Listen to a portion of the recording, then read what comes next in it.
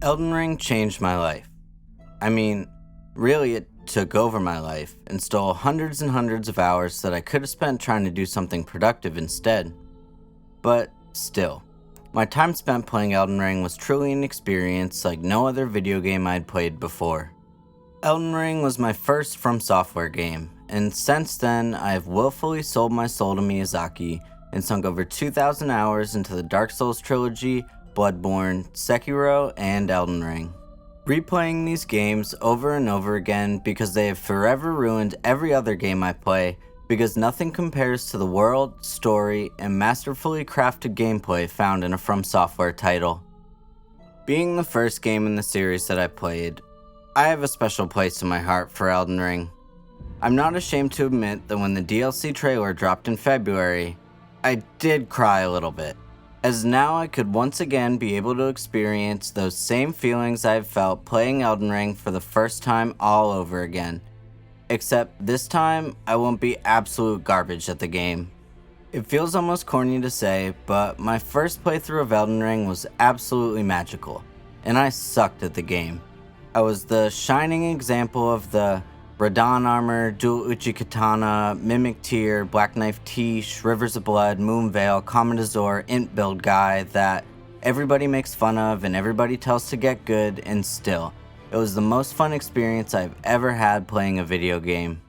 The problem was, I got addicted, and in order to continue getting that same feeling of satisfaction from playing Elden Ring, I needed to up the challenge. Over the past 2 years since Elden Ring's release, I have since beaten every boss in every game in the Soulsborne saga at level 1 and level 4 for Bloodborne twice, cause I lost all my goddamn footage and had to do it all a second time.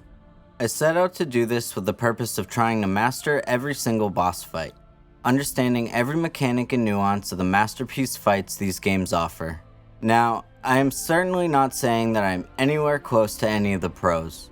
I die a lot. And trust me, I've spent hours dying over and over again to these bosses. But through these thousands and thousands of deaths, I feel like I've gained a pretty damn good understanding of these fights, of which ones are good, which ones are bad, and why.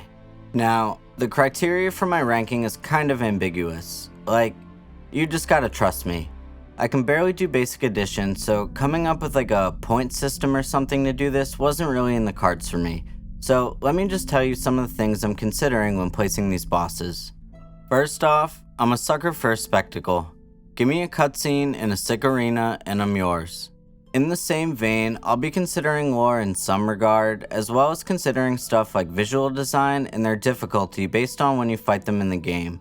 However, the most important part of any boss fight for me, by far, are the mechanics of the boss and how it actually feels to fight.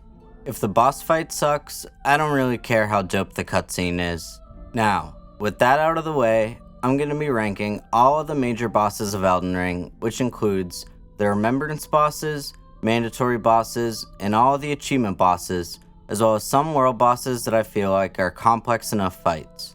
I'm going to be ranking them in order from worst to best, and also have them separated into tiers, cause who doesn't love a good tier list too? So, without further ado, let's get into it.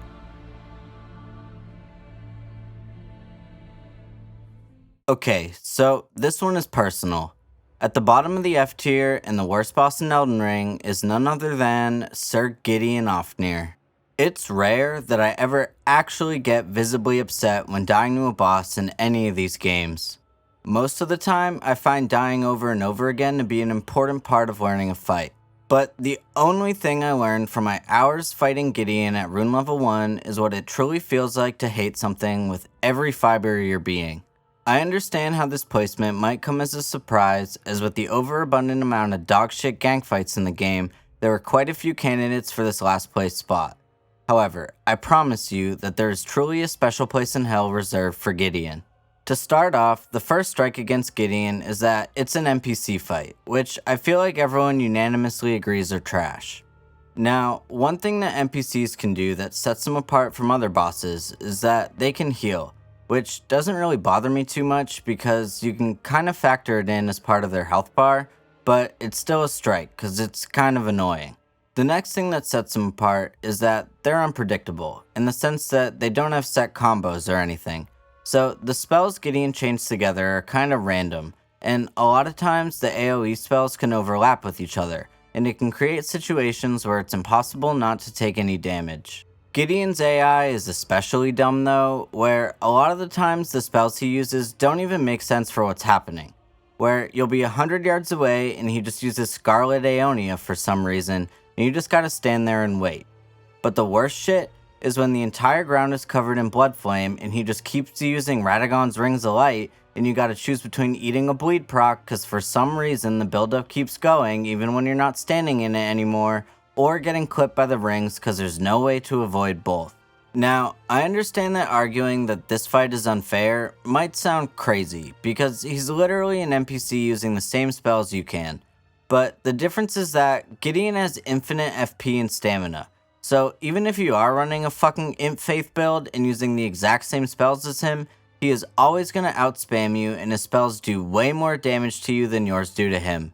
Like, for some reason, when he uses Law of Causality, it's gonna hit you for 80% of your health bar at 60 vigor, but when you use it, it's garbage. The third fucked up thing about NPC fights in general is that, like you, they have iframe dodges, which is annoying, but what makes it so much worse is that every NPC is gonna input read all of your attacks. So, unless he's stuck in the middle of an animation, he's just gonna roll away from you or dodge all your spells. What ends up happening is most of this fight is spent running around in fucking circles waiting for the stars to align so you can hit him once before he rolls away and begins spamming you again. Like a lot of NPCs, you can stun lock him with a lot of different Ashes of War, but that only works if he doesn't have Law of Causality or carrying Phalanx up, which he pretty much does at all times. I guess one thing about him that's a little cool is he gains more spells if you kill Moog and Melania first. But I would highly recommend not doing that because it makes this fight just a tiny bit less obnoxious. It is important to mention that in many cases, if you have enough damage, you can kill him before he even shuts the fuck up during the dialogue at the beginning of the fight. In my first ever playthrough, I swear I killed him with Rivers of Blood before the Mimic Tier even had the chance to spawn in. But if you can't one-shot him, or you have low vigor, this fight is essentially paramount to a war crime.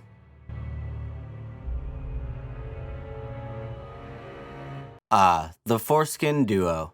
I'm so excited for the DLC to drop so we can finally have that Godskin trio fight we've all been waiting for, am I right? Nah, for real though, this fight is a nightmare.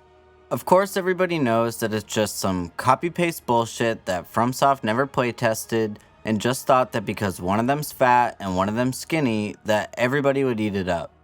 It's pretty amusing to me that they never patched them not being able to wake each other up from sleep, because they clearly realized how dogshit this fight was after release and just accepted that everybody was gonna cheese them instead of doing something that would actually help balance the fight.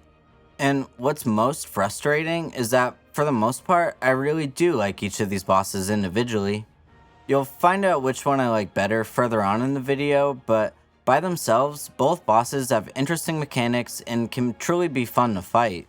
It's just that, obviously, when you put them together, it becomes incredibly difficult and tedious to manipulate their AI in a reasonable punish windows without needing to take damage yourself. The fact that both of them can input read snipe you across the map with black flame fireballs is fucking diabolical. Even just changing it so that only one of them had a ranged ability would change the dynamic of this fight drastically, because then you could focus on the one with the ranged ability first as long as you knew the other one was a reasonable distance away. A huge problem is their lack of synergy with their second phase abilities, which can become incredibly frustrating if you don't carefully plan out which one you're going to transition when. Fortunately, for the most part, during the Noble's roly-poly move, the Apostle usually just stands there and watches. However, if he's not stuck on the pillar, and you actually need to dodge the move, the Apostle will still try to peel your skin off if you're in his melee range. Plus, the Noble can sometimes just roll over the broken pillar anyway, and if that happens, you're just fucked. If you can get them separated from one another and are really goddamn patient, it's entirely possible to do this fight without taking damage. However, you can be stuck in this fight for upwards of 10 minutes sometimes, watching punish windows go by, because if you go in and get a hit, a black flame fireball is there to meet you from across the entire arena. Of course, it's important to add the fact that you have to kill them 3.5 to 4 times unless you smack their disappearing corpses to whittle down their joint health bar, which I highly suggest doing because it can save you a lot of time, pain, and anguish. A pro tip that I learned from watching other streamers is that they will only try to revive their buddy once. So if you successfully stagger them while that's happening, they won't do it again and it'll stay a one-on-one fight. Doing that can be incredibly difficult to plan out though, so you're more likely than not going to be dealing with 2 of them at all times until their boss health bar is depleted. This fight is hard. Much harder than Gideon, I'll give him that, but for some reason, Gideon just gets under my skin in some special way that the duo doesn't.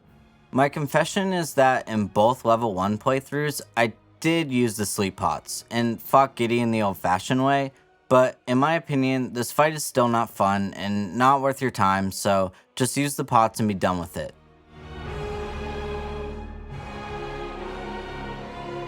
Valiant Gargs by a slim margin is slightly less offensive to me than Godskin Duo. A big reason is that you at least have some one-on-one time with the first Garg to get some hits in before the second one swoops in.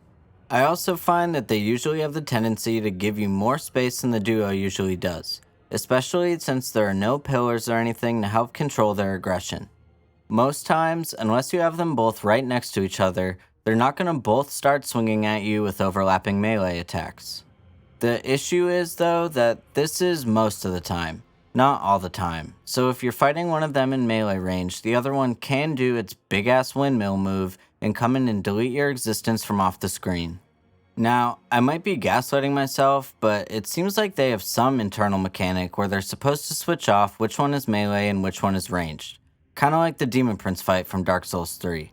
But unlike that fight, there's no visual indicator of this, so it's impossible to tell. The biggest problem of all is their ranged poison attack, which again, has no visual indicator of when it's coming. So unless you have both of them on screen at all times, which is incredibly difficult because of how much they jump and fly around, you can pretty much count on getting vomited on without any warning whatsoever. The poison attack itself also has a bunch of issues.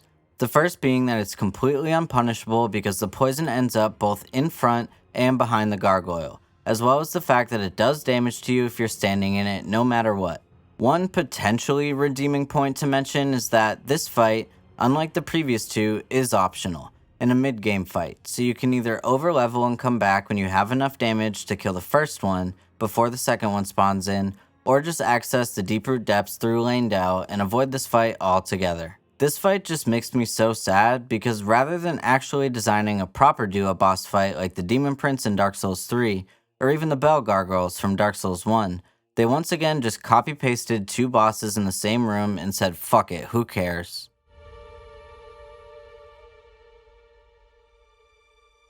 Moving on to the D tier, we have Magma Worm Makar. Makar, along with the rest of his Magma Worm brethren, have a redeeming quality or two, but overall, I spend more time in this fight trying to figure out what's even going on than I do actually engaging with the boss. One thing I like about this fight is that for a few of his phase 1 attacks, you have an opportunity to hit his head for extra damage, which is always preferred to tickling a boss's toes until they die. However, in phase 2, I guess he gains some self-respect or something and stands up on his hind legs. All of a sudden then, you can't see what he's doing if you're standing in front of him, so the safest play becomes getting behind him and smacking his ass, which is way less satisfying than being able to deal damage to the head. This fight is the first of many on this list, where the hardest part of the fight aren't the mechanics of the boss, but trying to manage the camera so you can see what he's even doing. Without a doubt, the worst part of this fight is his stupid charge attack where his entire body becomes a hitbox. These attacks sucked when the Gaping Dragon did it sucked when Abridus did it in Bloodborne, and it sucks when the Magma Worms do it. Arguably, the Magma Worms charge is the worst of the bunch because not only does it leave AoE lava everywhere, but he can charge around what seems like up to 4 times in a row, so you spend a lot of time in the fight watching him wiggle around and not being able to even get close to him. In a lot of cases, I like bosses that have AoE area denial attacks because of how it forces you to be aware of your surroundings. But what sucks about it in this fight is that most of the time, the lava ends up right by his head or covering the entire area in front of him, so both phases you're forced to smack his ass rather than the head, which voids out pretty much the only thing I like about this fight. With a few minor changes like using the charge less and having more opportunities for headshots, this fight might have been in the C tier. but in the state that it's in, it feels like shit, and you're better off just taking the Dectus lift.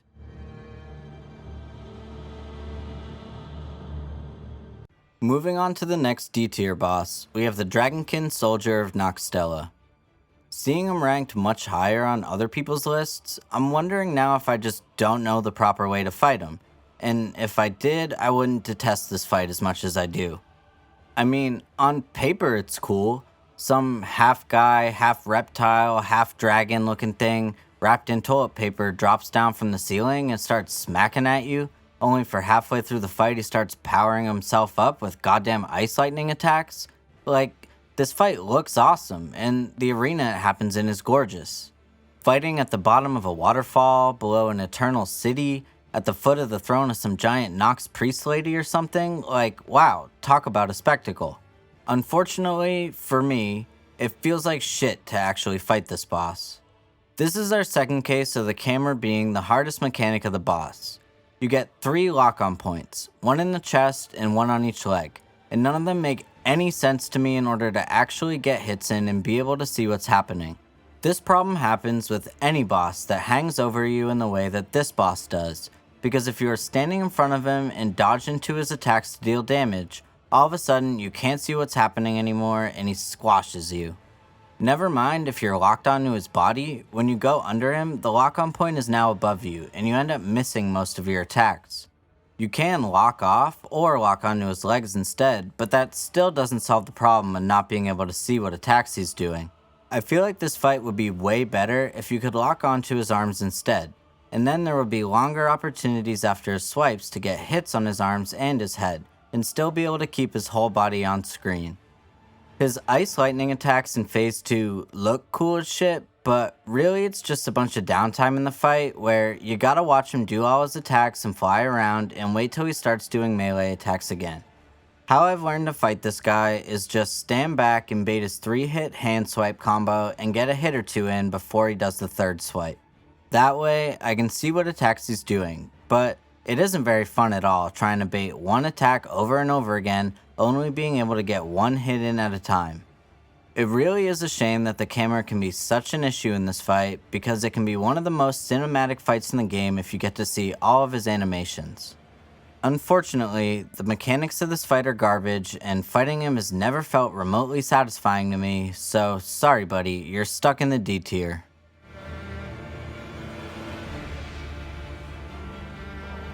Commander Niall's 2 biggest flaws are pretty obvious, being Banished Knight 1 and Banished Knight number 2. Now, I am a certified gank fight hater, I'll admit it, but as far as ganks go, I do feel like these 2 knights work together honestly pretty okay. Like, the shield guy usually backs off and lets the double sword guy attack first, and Niall just stands there and watches. Sporadically, he'll buff them with the rallying standard buff, giving them a 20% buff to both damage and damage negation. The problem with the gank at the beginning isn't really that it's impossibly difficult, it's just that it's a stupid time waste of a mechanic that you have to deal with before you can actually get to fighting the boss. Don't get me wrong, the Banished Knights can fuck you up. The double sword guy is probably the worst of the attack spam enemies in the game after the Royal Revenant, so if you get stuck in one of his combos, you can kiss that attempt goodbye.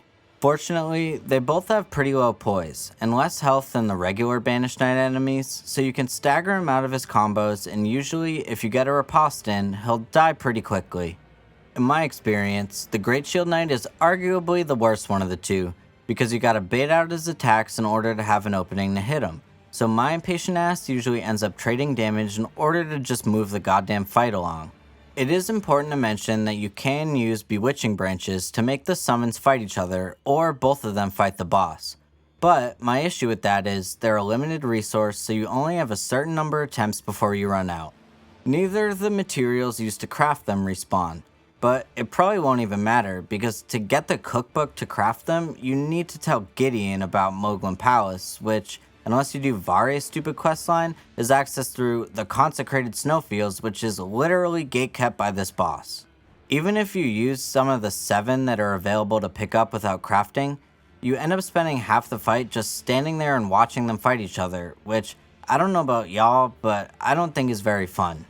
Now, the fact that I've been talking about this fight for however long now and haven't once mentioned anything about the boss pretty much tells you everything you need to know. But honestly, once you kill the ads, the fight is pretty damn okay. I find dodging his attacks to feel pretty good, and there's plenty of punish windows to get some good damage in. After some attacks where he charges up his big frost AoE, he even takes a fucking knee and lets you wail on him, cause I don't know, he gets tired or something. But take the ads away and give him a few extra moves, and maybe we got a B tier fight. More than anything, I just find this fight to be boring, and the fact that you have to kill him to unlock one of the endgame areas is pretty dumb.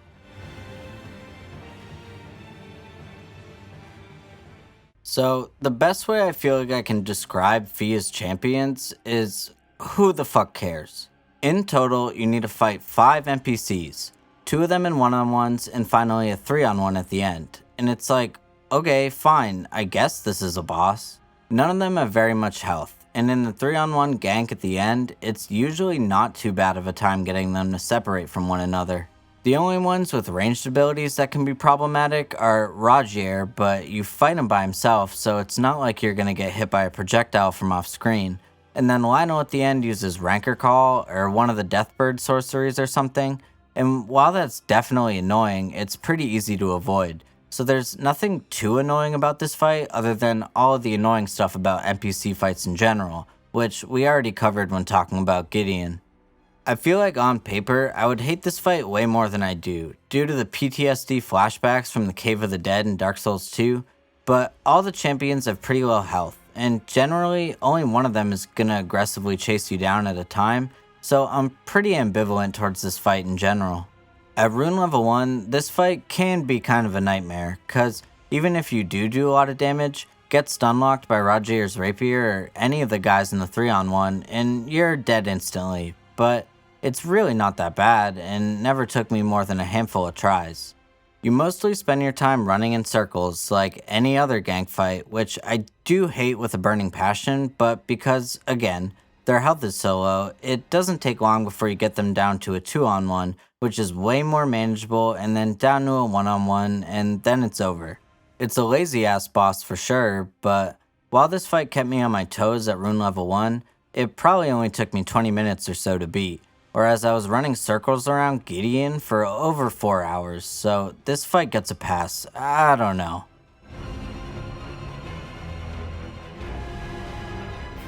Mimic Tier is the first boss on this list so far that I would say I actually have fun fighting. That being said, it is the Mimic Tier, so after the first time you fight it, it just becomes kinda whatever. The first time I encountered this boss, I thought it was awesome. Like, I get to fight me, how cool is that? And I still think it's cool, but even on my first playthrough, it's never been challenging or particularly engaging. I guess if you're running like a projectile spam imp build or something, this boss could become pretty annoying, but there's 1.5 million ways to cheese this boss, so it really doesn't matter. If you want, you can unequip and re-equip all your gear, so then he's gotta fight you with his bare fists. Or you could even equip the double damage talisman, but I can't imagine anyone actually needing to do that to beat this boss. Considering you have to kill Radon to get here, you really can't suck that bad, so it's a cool experience. I'm glad it's in the game, but the fight is boring and easy, and I don't really got anything else.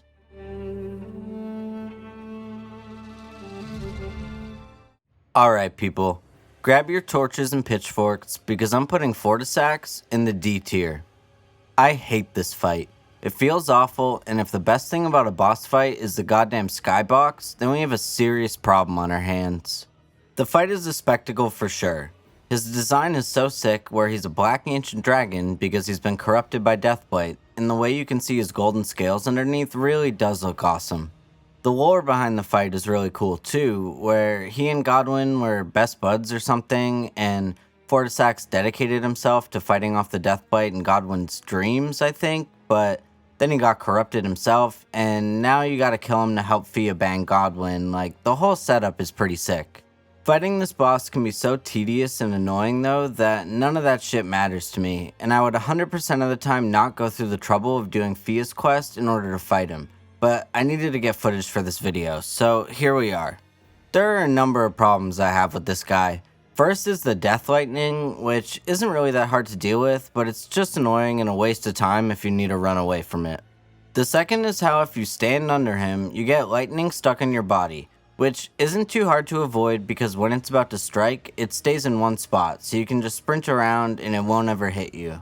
But what happens is, then you end up having to sprint around the whole fight, and the true challenge becomes managing your stamina bar from sprinting, rather than actually fighting the boss. Now, this leads us into my third issue with the boss, which is a problem with all of the Ancient Dragon fights, where it's not convenient in any way to deal damage to the head.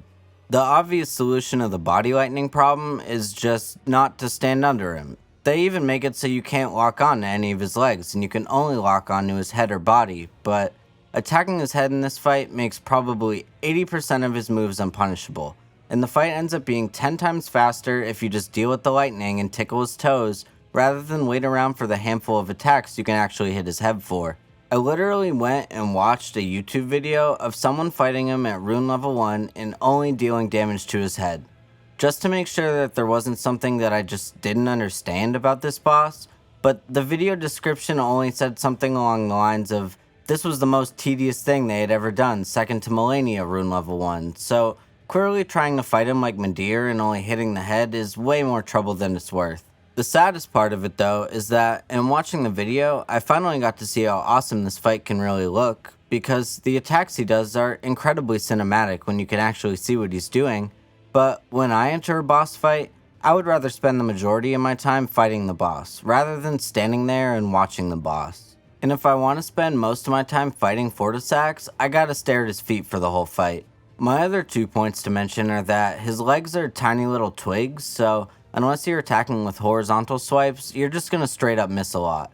And also his lightning hand swipes have annoying after effect hitboxes, even if you dodge the swipe perfectly, which sucks. What I didn't realize though until watching that guy's video is you'll pretty much never get hit by those if you dodge backwards. But that would only be apparent if it made any sense to stay in front of him, and it doesn't make any sense to do that, so how would I ever find out? So, when fighting Fortisax, just stay to his back right leg, and leave yourself enough time and stamina to be able to sprint or roll when the lightning comes. And fight him this way, because if you try to hit his head, you're going to spend most of the fight waiting around and looking like a fool. Great OST, great skybox, awesome visuals, bad fight.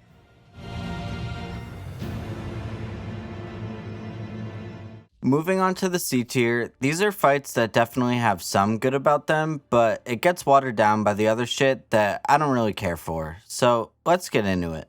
At the bottom of the C tier, we've got the Regal Ancestor Spirit, which I don't really think is an unpopular opinion. The visual design of this fight I think is pretty unanimously agreed upon to be spectacular.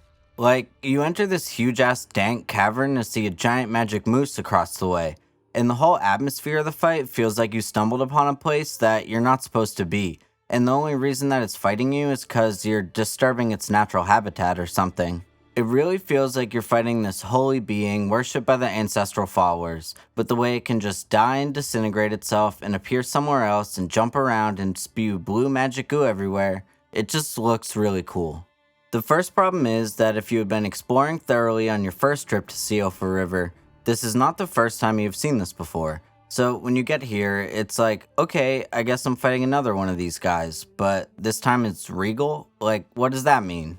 The issue is that this boss has so little health that I didn't find out there was any difference at all about this fight from the first one until like the 5th time I fought it. The new mechanic introduced in the Remembrance version is that whenever the boss dies and teleports somewhere else, it absorbs one of the ghost animals in the arena and gains a new move based on whatever animal it absorbed. Now, this mechanic sounds really cool on paper, but the problem is that all the new moves it gets kinda suck and are pretty annoying to interact with. Ancestor Spirit can either gain a move from a boar, which is another charge attack, and I don't know, that one's fine. It can gain a bunny hop, which does look cool, but is not really interesting to dodge or punish. Or, it gains a roly-poly attack from a lightning ram, which is super tedious to dodge and the worst one by far. At least when the Godskin Noble does it, you can get him stuck on a pillar and just wait it out. But this guy will try to steamroll you what feels like up to 10 times. And yes, you can pretty consistently nail down the timing and direction of where you need to dodge, but you can't dodge directly through it head on. You gotta come at it at an angle, and the only way to find that out is to get flattened a few times first. It ends up being another case of having to wait until the attack is over to actually start fighting the boss again, which I hate to be repeating myself, but is boring. The Regal version can also heal itself, and while it's healing, you can't hit it cause if you're close, you'll take damage from an AoE around him, which I guess can be annoying if you have low damage, but I've never really found it to be too bad. It's just a way of extending how long the fight takes, so you don't kill him within the first 30 seconds. Another nitpick is that if you're locked on, it can be incredibly difficult to hit his tiny little twig legs unless your weapon is long enough to reach his body, but you can unlock and it's fine. Overall, I've never had a bad time fighting this boss, and it looks really cool.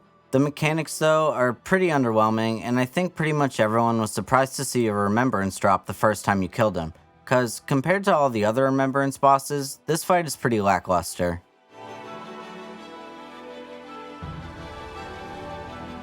I'll save a lot of what I have to say about Loretta for her actual fight a little later on, but overall I think her summon version is a good fight and a good challenge for when she's encountered in the game. The arena is also pretty cool, and I think the pace of the fight is a good tempo where you're always doing something and there's not really a lot of wasted downtime. The fight's good, but I couldn't really put it any higher because you fight her for real later on, but it's alright and a good challenge for its place in the game.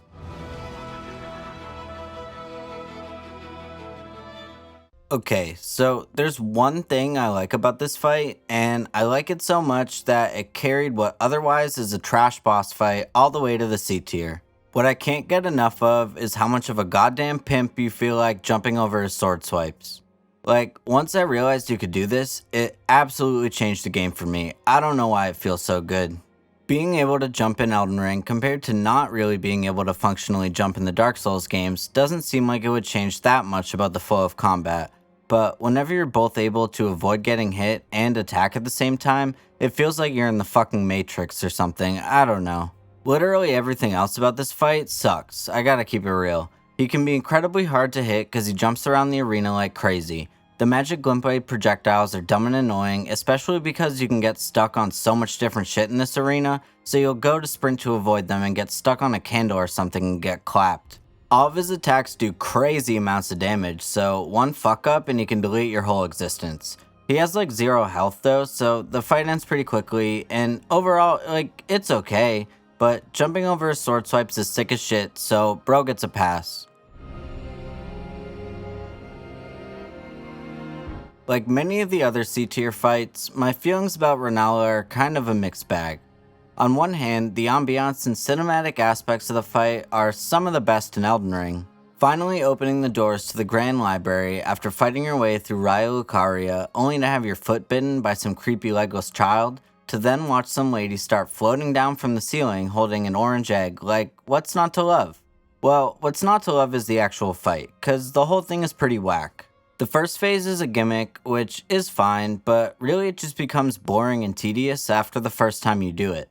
It seems like every single time, the third singing child I need to smack is the last one that I find, and getting endlessly pelted with books while I look for it isn't exactly my idea of fun. You can easily track down the kid you're supposed to smack if you listen to the direction the singing is coming from, but I usually take my headphones off when fighting Renala, so I don't hear that stupid song on my nightmares later. The main attacks you'll be dealing with in this phase are the kids throwing books and breathing fire on you, which neither of them do much damage, but they'll stun lock you enough that it becomes pretty annoying.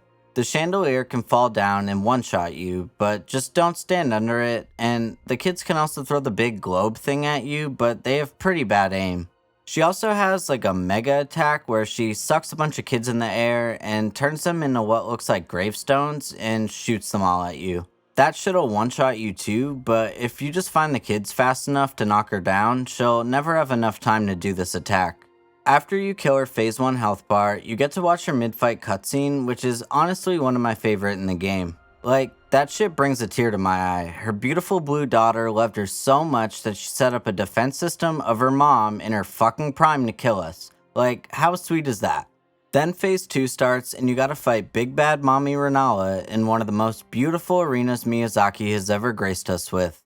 What sucks about Phase 2 though is that Renala is just a dumb int build caster boss, which will never be fun or interesting.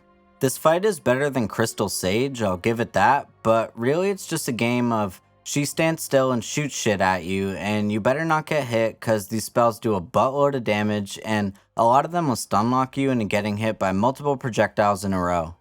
Really, the hardest part of this phase is being able to get close enough to hit her, cause she tends to float backwards whenever you get close to her just out of melee reach, and you'll end up whiffing like an idiot. At least you can start the fight by running under her Kama de Zur, but enjoy getting those hits in while you can because you're going to be chasing her around for the rest of the fight. The only semi-unique mechanic is that she can summon 4 different enemy types to come and kill you. It's either a pack of wolves, a bloodhound knight, a big ass troll, or a big ass dragon. What's dumb is that they all disappear after 30 seconds, so it's not like you actually have to fight any of them. You just run away for a little while and wait till they're gone, which I've mentioned this more than a few times now, but I don't think running around in circles waiting for my turn in the boss fight is very fun. Overall, she doesn't have too much health, and it's not that hard to avoid her attacks as long as you're patient and don't try to attack when there's a pack of wolves on your ass or something. But while it's a beautiful spectacle, I still think it's another boring and uninteresting fight. Alright. This brings us to my boy, the Fire Giant. Now, contrary to what I just said, this guy is not my boy. I don't really like him that much, but I don't hate him as much as some other people do. So let's get all the bad shit out of the way first, and I'll talk about the things I like after. The first thing that sucks is the fact you're fighting him on a fucking 80-degree incline. I understand that this area is literally called Mountaintops of the Giants, and the boss is a giant on a mountaintop. Like, I hear ya. But the uneven ground combined with the big-ass boulders and trees you can get stuck on lead to a lot of deaths in this fight that I feel like could have been avoided otherwise. Fighting on uneven ground can happen a lot in Elden Ring, and in a game where positioning in a boss fight can be the most important way to effectively avoid attacks, it can become incredibly frustrating taking damage because you rolled uphill, not downhill, and didn't cover as much distance as you thought you would. The rocks and other obstacles in the arena can also cause Fire Giant's feet to be uneven, so sometimes in order to hit his gross snagglefoot, you have to start jumping up a rock, which will fuck up your dodging and cause you to get hit. Or, by the time you climb the rock, he just rolls away, and you miss what would otherwise be a punish window. There are all types of other issues with this movement too, especially when he gets all roly-poly in Phase 2. For some reason, he always rolls right up against the fog barrier and squashes me, cause he ends up rolling in one place rather than moving away from you. Or he does the same thing when he gets stuck on trees, where normally he would roll over me, but because he got stuck on a tree, he just rolls in place and kills me. I guess I should mention his gargantuan health bar, which I guess makes sense cause he's a giant or whatever. But really my only issue with this comes in Phase 2, where he gets a whole bunch of extra damage negation and his weak spots become incredibly inconvenient to hit. His leg is now gone because he sacrifices it to his belly god during the cutscene, so now you have to hit his chest eye instead, except you can only hit it when he does one attack or when he gets staggered. For some reason, during his staggers, you'll end up doing more damage hitting the eye instead of taking the riposte, but with a lot of weapons, hits on the eye can struggle to even register. It might have become more viable to take the riposte now due to them upping the damage in the most recent patch, but depending on what your positioning is when he staggers, you might not even be able to get over there, so dealing damage to the eye has never seemed like a reliable strategy to me.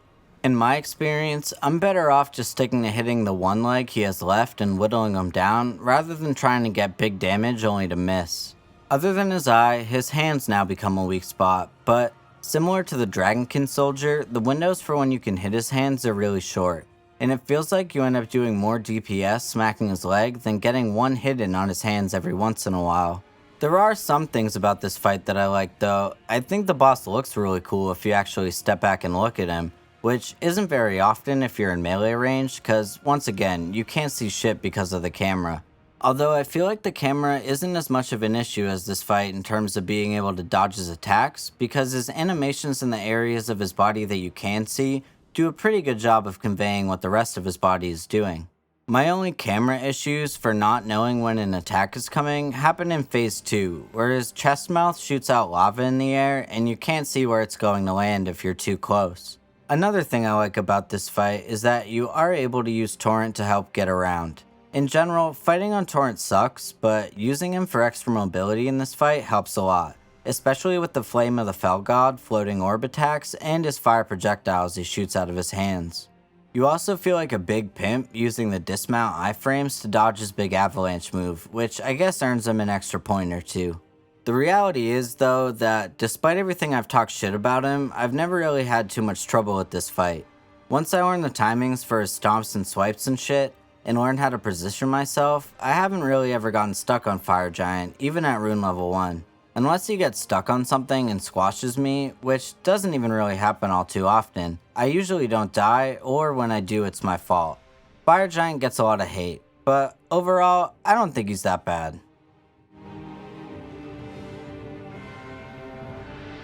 To me, the Godskin Noble is the lesser of the two Godskins, but a good fight nonetheless. First off, he looks really gross, but in a good way. I like the boss design a lot. I like that both Godskins have attacks that lean into their visual design. It's cool that the Noble, being the fatter of the two, has a handful of attacks where he basically just does damage to you by being fat. His belly bumps, body rolls, and butt slams are all in line with what I would expect a big ooey gooey guy like him to do.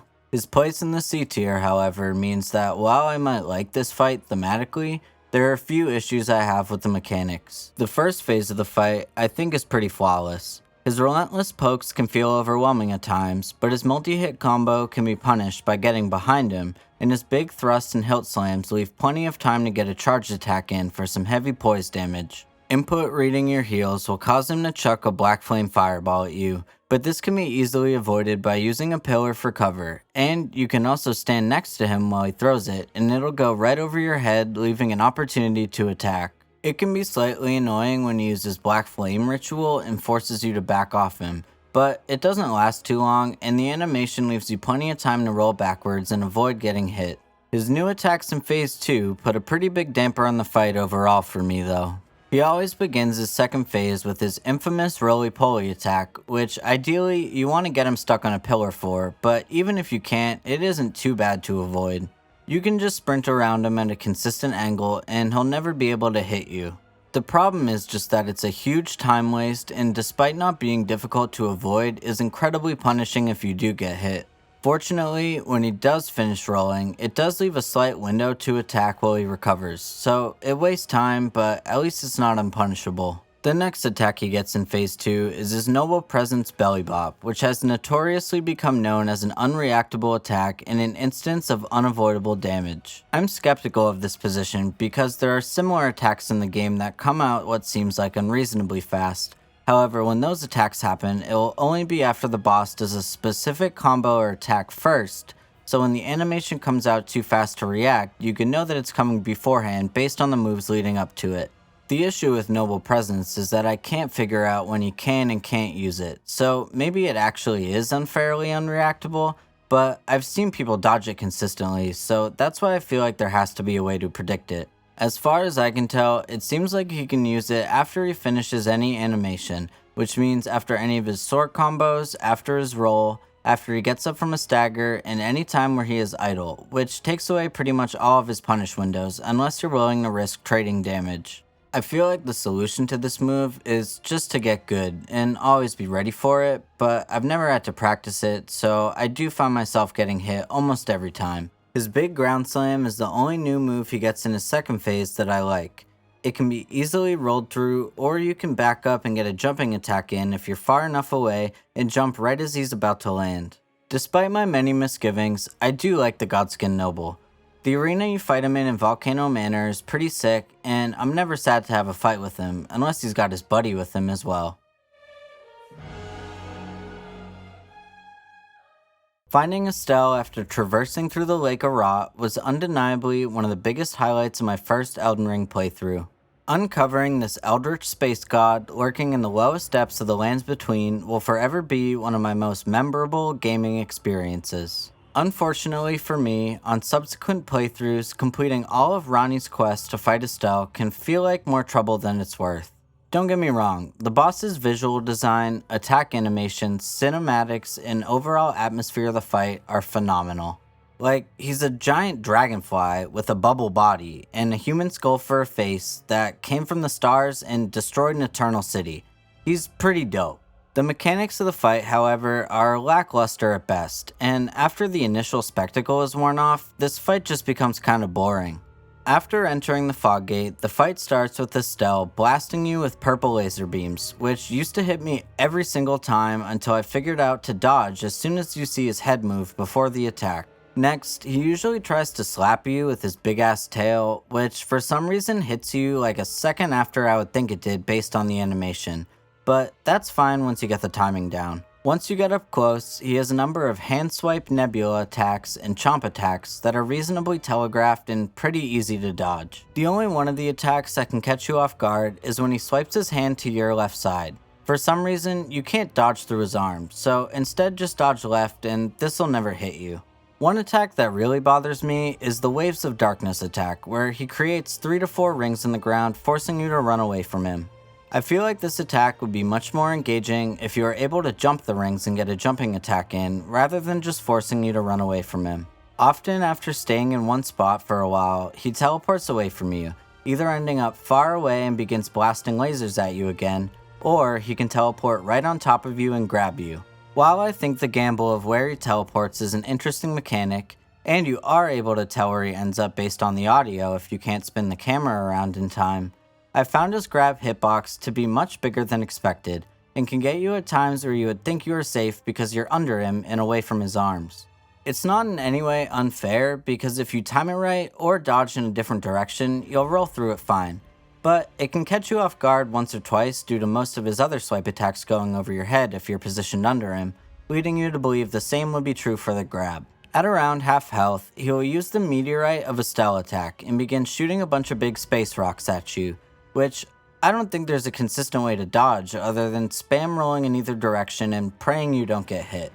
One thing I like about this fight is that, like Midir, you are only able to lock onto his head, and unlike Fortisax, you're easily able to punish most of his attacks by hitting the head for extra damage. My biggest issue with this fight just centers around how slow and easy it can be. Yes, it's great that for a lot of his attacks you can punish the head, but a lot of the time, you can just wail on his head anyway from idle. None of the attacks have any sort of snap or weight to it that would keep you on your toes, other than maybe his grab. The whole fight feels kinda floaty and ethereal, which is spot on for the atmosphere, but doesn't make for a particularly engaging combat experience. If I was only ranking bosses on spectacle, this fight would absolutely be in the S tier, but unfortunately, the mechanics of this fight are a letdown. Rounding out the top of the C tier is Goldfree, and it pains me to put him this low, but being the summon version, he is clearly overshadowed by his fleshier counterpart later on. Again, like Loretta, I'll save most of what I'll say for later on, but I still feel like there's a lot to love about this fight. Arriving at the top of the Erdtree Sanctuary, after fighting our way through Landell, to fight a golden version of the first Elden Lord is pretty dope in and of itself. What I love most about this fight though is the pacing, as dodging, weaving, and jumping over his attacks can feel incredibly satisfying. This fight can be really easy though once you have it down, and it was actually the first fight in the game I was able to consistently no-hit, which was a huge accomplishment at the time, but now fighting him can kinda just feel like I'm on autopilot. Overall, I think this fight is good and fun, and a good challenge for when you fight him, and I'll save everything else I have to say for the real fight later on. Moving on to the B tier, we're now going to be looking at a lot of fights that I really like overall, but there's either something missing or one mechanic that I feel like stops it from being great. Commander O'Neill is a good fight, and I really like how satisfying it feels staying close to him and dodging his halberd attacks. If you position right, some of them will miss you entirely, leaving room to attack, and a lot of his attacks are slow enough where you can get quick R1s in between swipes. His combos leave big windows to get charged R2s or Ashes of War attacks in, but have good enough switch-ups and variations to catch you off guard if you aren't careful. Sometimes he will power up the last attack of his combo with Scarlet Rot, or bang his halberd into the ground and create a Rot whirlwind around him, but the tells for when these are coming are consistent and reasonable and don't force you off him for too long. Similar to his northern counterpart, he has a large AoE charge-up attack that can force you pretty far away from him. However, after the animation is over, You can run in and safely hit him a couple times, so it doesn't feel like as much of a time waste as when Niall does it. The one thing that does suck about this fight are the summons, which aren't as egregious as Niall's Banished Knights, but are still a time waster nonetheless.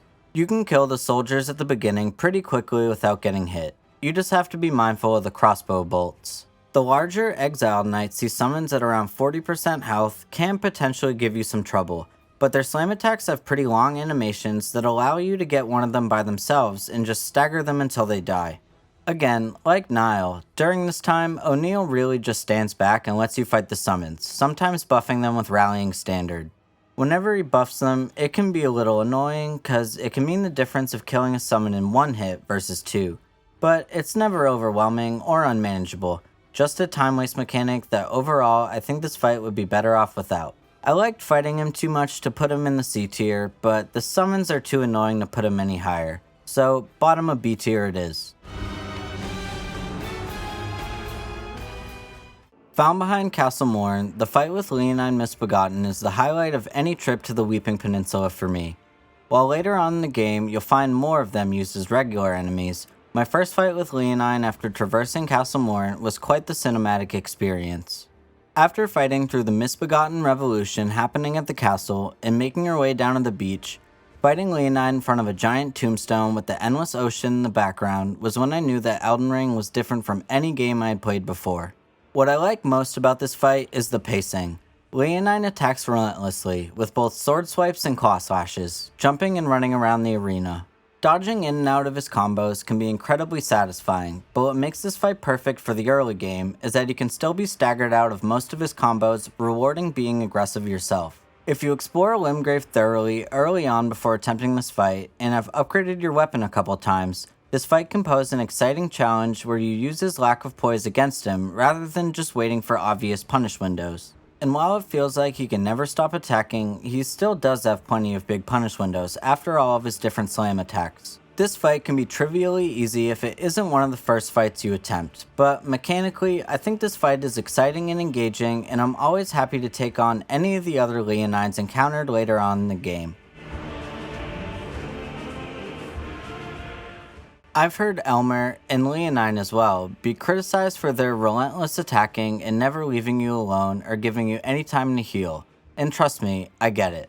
But once you get locked in and understand his moveset, this fight can really feel like a dance. The potentially frustrating aspect of this fight is that, using the Force, Elmer can hit you from 1,000 yards away with a 4-hit combo, which will kill you if you try to run away and heal.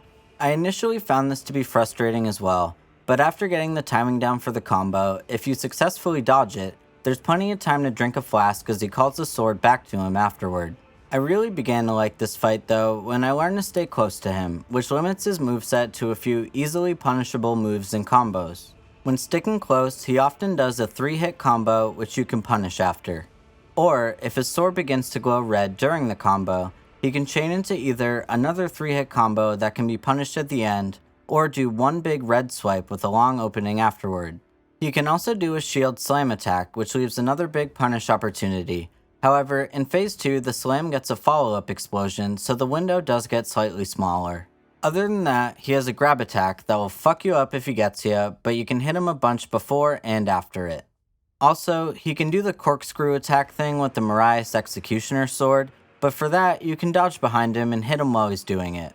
This is a fight that really grew on me the more I encountered him, which was pretty often because I think there are 4 bell-bearing hunters plus Elmer.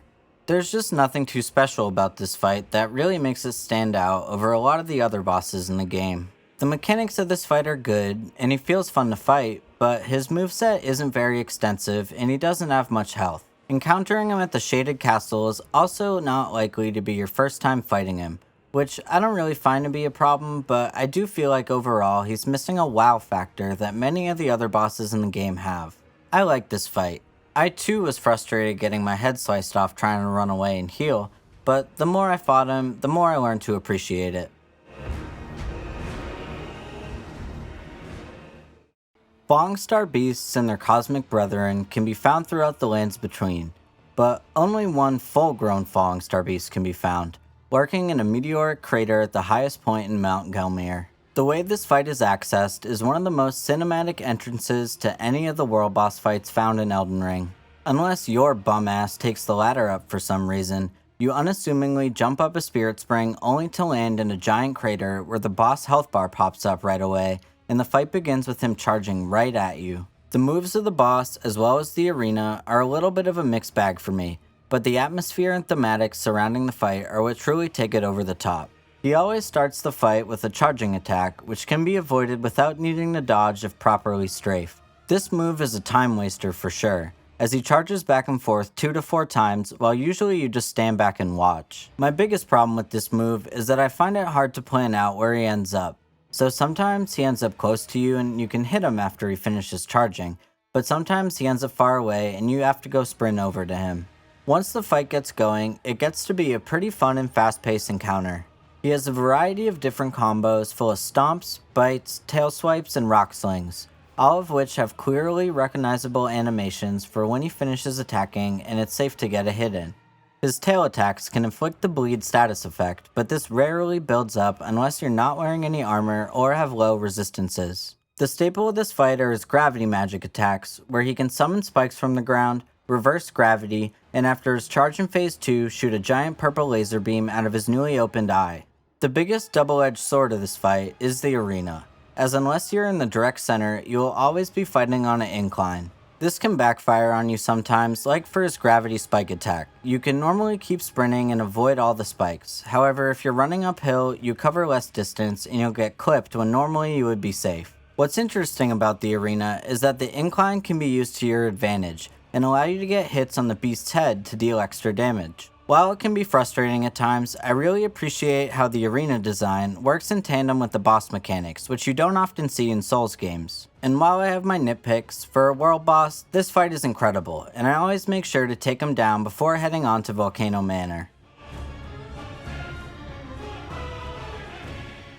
While BBK might just be a slightly cooler looking version of the already plentiful gargoyle fights found throughout the game, in one-on-one combat I've always been more than happy to take them on. Found in both the Forbidden Lands and outside the Bestial Sanctum in Dragon Barrow, what I like about the Blackblade Kindreds is that even though they are the same enemy, they each carry a different set of weapons so that each version has 2 different unique movesets. The Kindred found in the Forbidden Lands carries both a twin blade and an axe, with a variety of combos for each weapon, as well as powered up Destined Death attacks. When using the twin blade, BBK will swipe and stab at you, but with proper positioning, you're able to avoid a lot of his attacks by staying under him, allowing plenty of time for you to deal damage. When he starts spinning around, that's a sign to back up, as he's about to do his Whirlwind Destined Death attack, which, depending on how far away you are, can either be a quick swipe which you can dodge into, or he jumps up into the air and flies at you with a big Whirlwind AoE. His axe moveset can also be dealt with by dodging inward when he finishes his combos, giving you plenty of time to smack his legs. But positioning becomes much more important when he roars and powers up his axe with Destined Death. Now his slams will have an AoE ground explosion, which will miss you if you're behind him or literally as close to him as possible in front of him. His counterpart in Caelid carries a short sword and a halberd, and a lot of the same strategies apply to him. His sword moveset can be a little tricky to avoid, as he has a number of attacks that can get you if you try to stay under him. But standing back at medium range and dodging inward when his combos end still allows you enough time to deal damage. His unique attack is a Destined Death imbued version of Vacuum Slice, which is easy to avoid, just don't try to dodge it too early. His Halberd moveset special move is another Whirlwind attack with a slam that comes out slightly quicker than I initially expected. Other than that, his attacks are well telegraphed and the wide range of the Halberd gives you plenty of opportunities to avoid his attacks based on your positioning. While a nightmare when paired together, by themselves, the Gargoyle fights and the Blackblade Kindreds make for good fair fights that I'm always happy to take on. Godskin Apostle can be fought 4 times over the course of the game. Twice by himself at both the Windmill Village and the Caelid Divine Tower, and twice with his fat buddy in the Spirit Caller Cave and Mountaintops and as the Godskin duo in Farum Azula. I'll be honest, by the Spirit Caller Cave, I'm pretty sick of fighting this guy, but both of his solo fights are ones that I make sure to take on in every single playthrough I do. The biggest difference between the Godskins that makes me more partial to Skinny are the huge damage opportunities available if his moves are dodged correctly. especially in Phase 2. I've found that for this fight, it's best to keep at medium distance for the first phase, as many of his Twin Blade combos can fuck you up by stun locking you with successive hits. By staying at a medium distance and out of his immediate range, you can bait out 3 to 6 of his moves with varying opportunities to punish depending on how fast your weapon is. The 3 moves with shorter windows are his thrust where he tries to hook you in, a 3-hit Twin Blade combo, and any of his combos that end in a delayed roll catching attack. The 2-hit thrust combo, if you don't get hooked, leaves enough time between attacks to hit him with an R1 and safely roll back to medium range. The 3-hit Twin Blade combo starts with 1 slow swipe coming from your left side, followed by 2 quick swipes from the left again. This one, unless you're confident, I would suggest ignoring, because it can be hard to distinguish from his other Twin Blade combos, but if you're in range, you do have time to get a quick hit in before he starts up again. The roll catch attacks are a little more risky, because they're roll catches, so he's literally trying to bait you. But if you walk in close to him to get him to begin a combo and dodge backwards, occasionally he'll finish the combo with a long delayed attack that you can dodge in for and quickly hit him before he starts his next attack. The biggest opportunities to deal damage in this phase are his downward slam when he spins his Twin Blade and when he throws a Black Flame Fireball, all of which he will do if you're a roll distance or more away. His downward slam has a long recovery animation, so if you're able to roll through it, you can often get a charged attack in, or at least a heavy attack before he gets back to neutral. If he starts to throw Black Flame at you from a medium distance, you should always have enough time to run in and get under him, and can start charging a heavy attack before the fireball even leaves his hand. Similarly, when he begins to spin his Twin Blade, back up and charge an attack, timing it to hit as soon as he stops spinning it. Once he reaches around half health, he will float up into the air and a big explosion will happen to begin Phase 2. If you're ballsy, you can hit him while he flies up into the air, but prepare to dodge through the explosion or else you'll be taking big damage. Now in Phase 2, he gets 3 new, wacky wavy inflatable 2-man attacks, as well as some changes to his previous combos and the ability to use the Black Flame Tornado Ash of War. Let's start with the changes to his previous moves. The only ones that change are when he spins his Twin Blade, which now gets replaced with a 2-man attack, and now his downward slam has a roll catch follow-up which shortens the attack window but is still punishable. His 3-hit Twin Blade combo, fireball attack, and roll catches all remain punishable in the same way they were in Phase 1. The 3 2-man attacks he gets are a variation on the spinning Twin Blade move, a Black Flame spinning move, and a move where he lunges his front into the ground and waits for his ass to follow. All 3 of these moves give you the biggest opportunities for damage in the fight if positioned properly. When he begins to spin his Twin Blade, dodge straight through it and unlock your camera to avoid missing your attack. Once next to his feet, you'll have plenty of time to wail on him while the animation finishes. The other 2 attacks can be punished by sticking close to his body as soon as they start, and again leave you plenty of time to hit him before he's ready to attack again. The only new attack he gains in Phase 2 that you can't punish is the Black Flame Tornado attack, which you just need to back up a safe distance away for. However, this attack doesn't go on for a very long time, so just outspace it and run back in to resume the fight. Admittedly, this fight can be a pain in the ass to learn, as all of his roll catches and flashy combos can mess you up, only to be met with a Black Flame Fireball as soon as you go to heal. That being said, once you know when to get in and when to get out, very little time goes by in this fight without being able to hit him, which I always appreciate in a boss fight. Mini-Moog, found in the lowest depths of the subterranean shunning grounds, can pose an unexpected challenge if attempted at a low level or with a build relying on status effects. Once again, I will save most of my commentary on Moog for later, but the biggest difference between the real fight and a summon encounter is that in this case he is immune to all status effects. If up to this point you're using a build relying on Rot, Poison, Frost, or Bleed, you're in for a long one as you try and whittle down a surprisingly big health bar. I always find this fight to be a fun challenge, as it's a bare bones one-on-one with one of my favorite boss movesets in the game. However, I won't spoil too much, as we still have a little bit before we talk about the real Lord of Blood.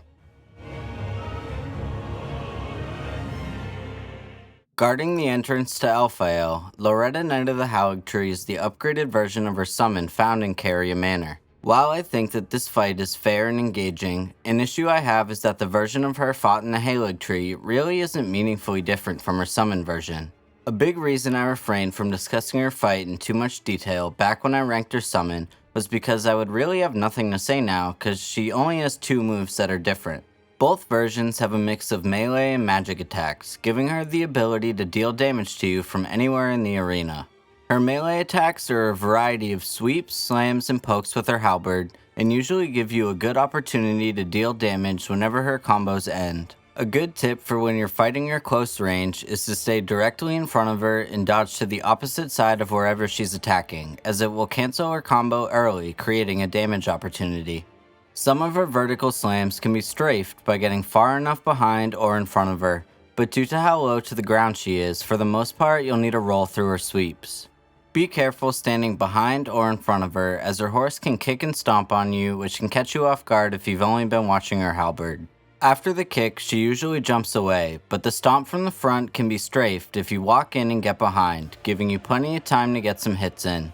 What makes this fight interesting is that a lot of the time she'll have carry and phalanx up, so you need to keep track of when it's going to fire so you don't get hit in the middle of attacking.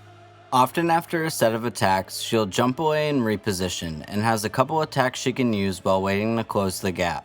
Most often, she'll directly shoot 1 projectile at you, which is strafable, and 5 in phase 2, which you'll need to dodge for. This attack can become annoying as she can kinda stand there and spam it, but if you dodge them inward and get back into her melee range, eventually she'll stop and start doing something else. The other attack she can do from range is Loretta's Great Bow, shooting a giant magic arrow at you that can be pretty easily dodged.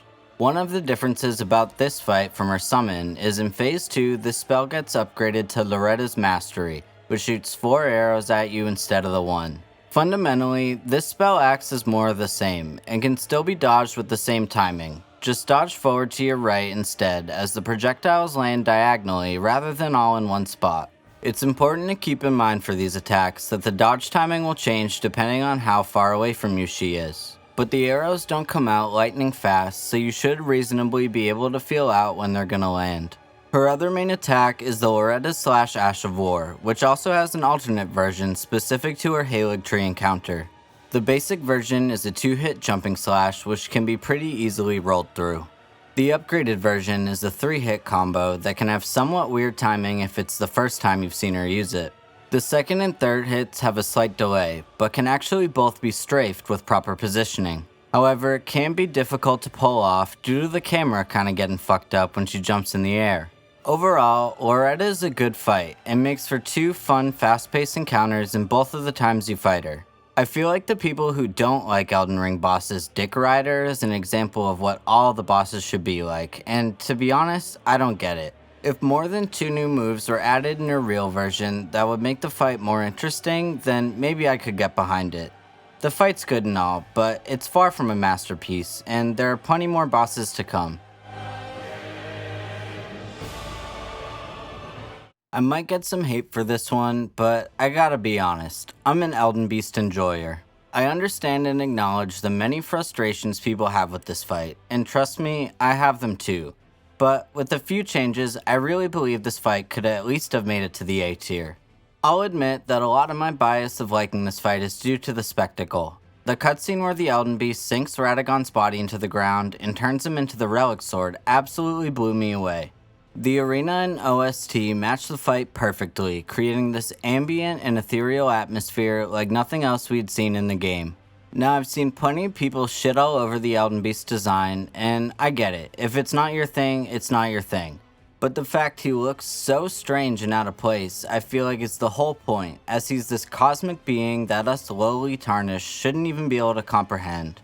I also think it's really cool that his weak spot in his stomach is a crack from where Marika shattered the Elden Ring, and I can always appreciate when the lore ties into the boss mechanics. My problems with the fight are really the same as everybody else's, which are no torrent or how much he swims away from you, wave of gold, invisible walls in the arena, and finally, Elden Stars. The first issue to address is that there can be a lot of downtime in this fight where you're spent dodging moves and mechanics while trying to get close to the boss to actually deal damage. This can definitely be frustrating, especially because a lot of his moves could be dodged much more easily with the extra mobility that Torrent provides, eliminating the majority of downtime in this fight. I understand that this is contrary to how I feel about a lot of other fights I've talked about, but I'm not too bothered by this downtime because I actually find dodging his moves to be pretty fun. I might be completely alone on this hill, and that's okay, but I look at the Elden Beast fight a little less like a Dark Souls boss and more like a boss from like a MMO or something. See, the times you are able to damage him, you can pretty much just wail on him for a while, so really the fight for me gets broken up into dodging phases and damage phases. As long as you can successfully dodge the barrage of attacks he throws at you, you get rewarded with long periods of being able to attack. While some people might find it frustrating if he's one hit away from death and then swims away and starts shooting shit at you or making you jump over shit, when that happens, it fills me with adrenaline, like it's one last test of skill before I get to take him down. The issue is that this fight doesn't always work out the way I just described, and sometimes as soon as you get close to him, he just swims away. But most of the time I find that once you're close, he starts doing his melee attacks, which all have huge windows for damage. One big way to reduce downtime for this fight is when he does the jump over the rings move, turn around 180 degrees, because he will always pop up directly behind where he last was.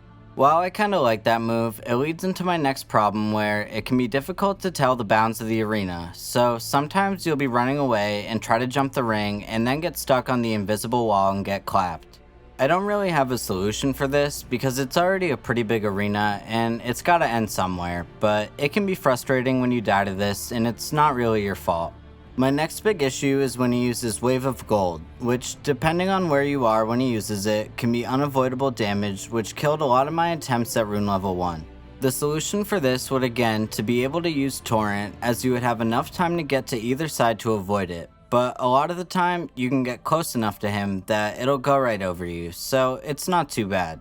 Elden Stars though is truly a nightmare, and trying to figure out how to manage it at rune level 1 was definitely tedious and unfun.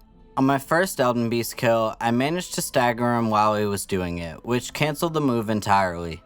But in order to dodge it without Bloodhound Step or something, you have to do a trick where you circle around him to your right side as soon as the move starts, which most likely isn't an intended mechanic. So listen, my boy Elden Beast, he's got problems, and definitely based on my own criteria, he should probably be down in C tier. But the things about this fight that I really like a lot, and in any normal playthrough, he ends the game for me on a high note for sure. Dragon Lord Posigisax is probably the most cinematic boss fight Miyazaki has ever graced us with.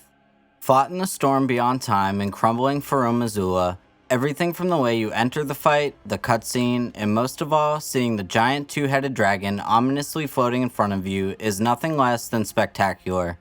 The weight of this encounter is truly momentous, as you get to take on the real First Elden Lord at the seat of his power. The broken and battered state that you find him in, with 2 of his 4 heads chopped off and his scales crumbling away, leaves so much room for speculation as to how powerful he truly was in his prime. So many of his attacks are mesmerizing to watch, such as his giant nuke explosion where the OST cuts out, his red lightning claw swipes, his golden fire breath turning into fucking laser beams, and when he literally turns into a storm cloud and comes crashing down into you at 200 miles an hour. This fight is crazy to see, but that's my issue, is that the fight is almost better to watch than it is to actually engage in. The pace of the fight is pretty slow, which in and of itself isn't a problem, but this fight can really drag on, and once he begins to teleport, most of this fight turns into a waiting game for him to chill the fuck out for a second so you can actually hit him. The fight starts with him summoning red lightning columns that can hit you for big damage, but they can be pretty easily dodged if you just run out of their AoE. During this attack, it can be a good opportunity to get hits in, but after the 3rd strike, make sure to get far enough behind him because he will breathe fire towards you whichever side of him you're on. From here, he can do a variety of moves such as a claw swipe followed by golden fire that can be avoided by hugging his crotch, his giant nuke which you need to run away for, tail swipes or wing attacks that can be dodged through or outspaced, or repositioning followed by fire breath that you need to stand back from until he finishes. None of these attacks give you an opportunity to hit his head, which is generally the preference for dragon fights, but I find them to be interesting enough and punishable in different ways where not being able to hit his head isn't a deal breaker for me. Once he's around 60-ish% health, he will fly up into the air and teleport away, beginning the second phase of his fight. When he begins this transition, it's best to make your way to the edge of the arena, as once he comes crashing down, this will ensure that he stays close to you so you don't have to go chasing him down. Once he crashes down, which you can roll directly through, he will begin a series of teleports followed by claw swipes coming from either side of his body. Fortunately for his teleports, the camera will stay locked on, so you don't have to spin it around in a panic trying to figure out where he'll be. While locked on though, I do find it inconsistent to dodge one of his swipes that comes from your left side that has a lingering hitbox, but maybe I'm just dodging it in the wrong direction, I'm not really sure. After some of his swipes, you can hit him quickly before he teleports again, but most of this phase is spent waiting for him to stop teleporting so you can actually start the fight again. While this phase looks really cool, again, it's kind of a time waster and can really drag out the fight as he can fly away and begin this all over again as many times as he wants until you get around 30 or so % health. This time when he lands, he will begin to breathe golden fire before it turns into laser beams that can vaporize you from anywhere in the arena. This move can be beautiful to watch, and it's one of the coolest moves of any boss in any of the Soulsborne games. Unfortunately, I almost never see it happen because if you're towards the edge of the arena, you can make sure you're right next to him when he lands and the entire attack will miss you, allowing you to relentlessly wail on him for the biggest damage opportunity you'll have the entire fight. This fight is crazy, and it's impressive they were able to make a dragon fight still be good without making hitting its head a central mechanic. Although, while it's fun to watch, this fight ends up dragging on, and after the spectacle is worn off, it can end up becoming kinda boring waiting for him to do punishable moves once the second phase begins. The fight with Rykard is spectacular, and while it's an iteration on the gimmick weapon boss fight, what takes it above and beyond is the fully fleshed out moveset available to you when using the Serpent Hunter. Rather than only having one move available to you for damaging the boss like the previous fights of this nature, any attack that you normally have is at your disposal and can be used from a fairly large distance away from the boss. Being able to attack him from range works in this fight's favor, as despite his large size, the camera is never an issue, as when attacking with the Serpent Hunter, you're able to keep his entire body on screen. Watching this fight is yet another visual masterpiece, with cinematic attacks and a mid-fight cutscene with some of the most disturbing voice acting I've ever heard in a video game.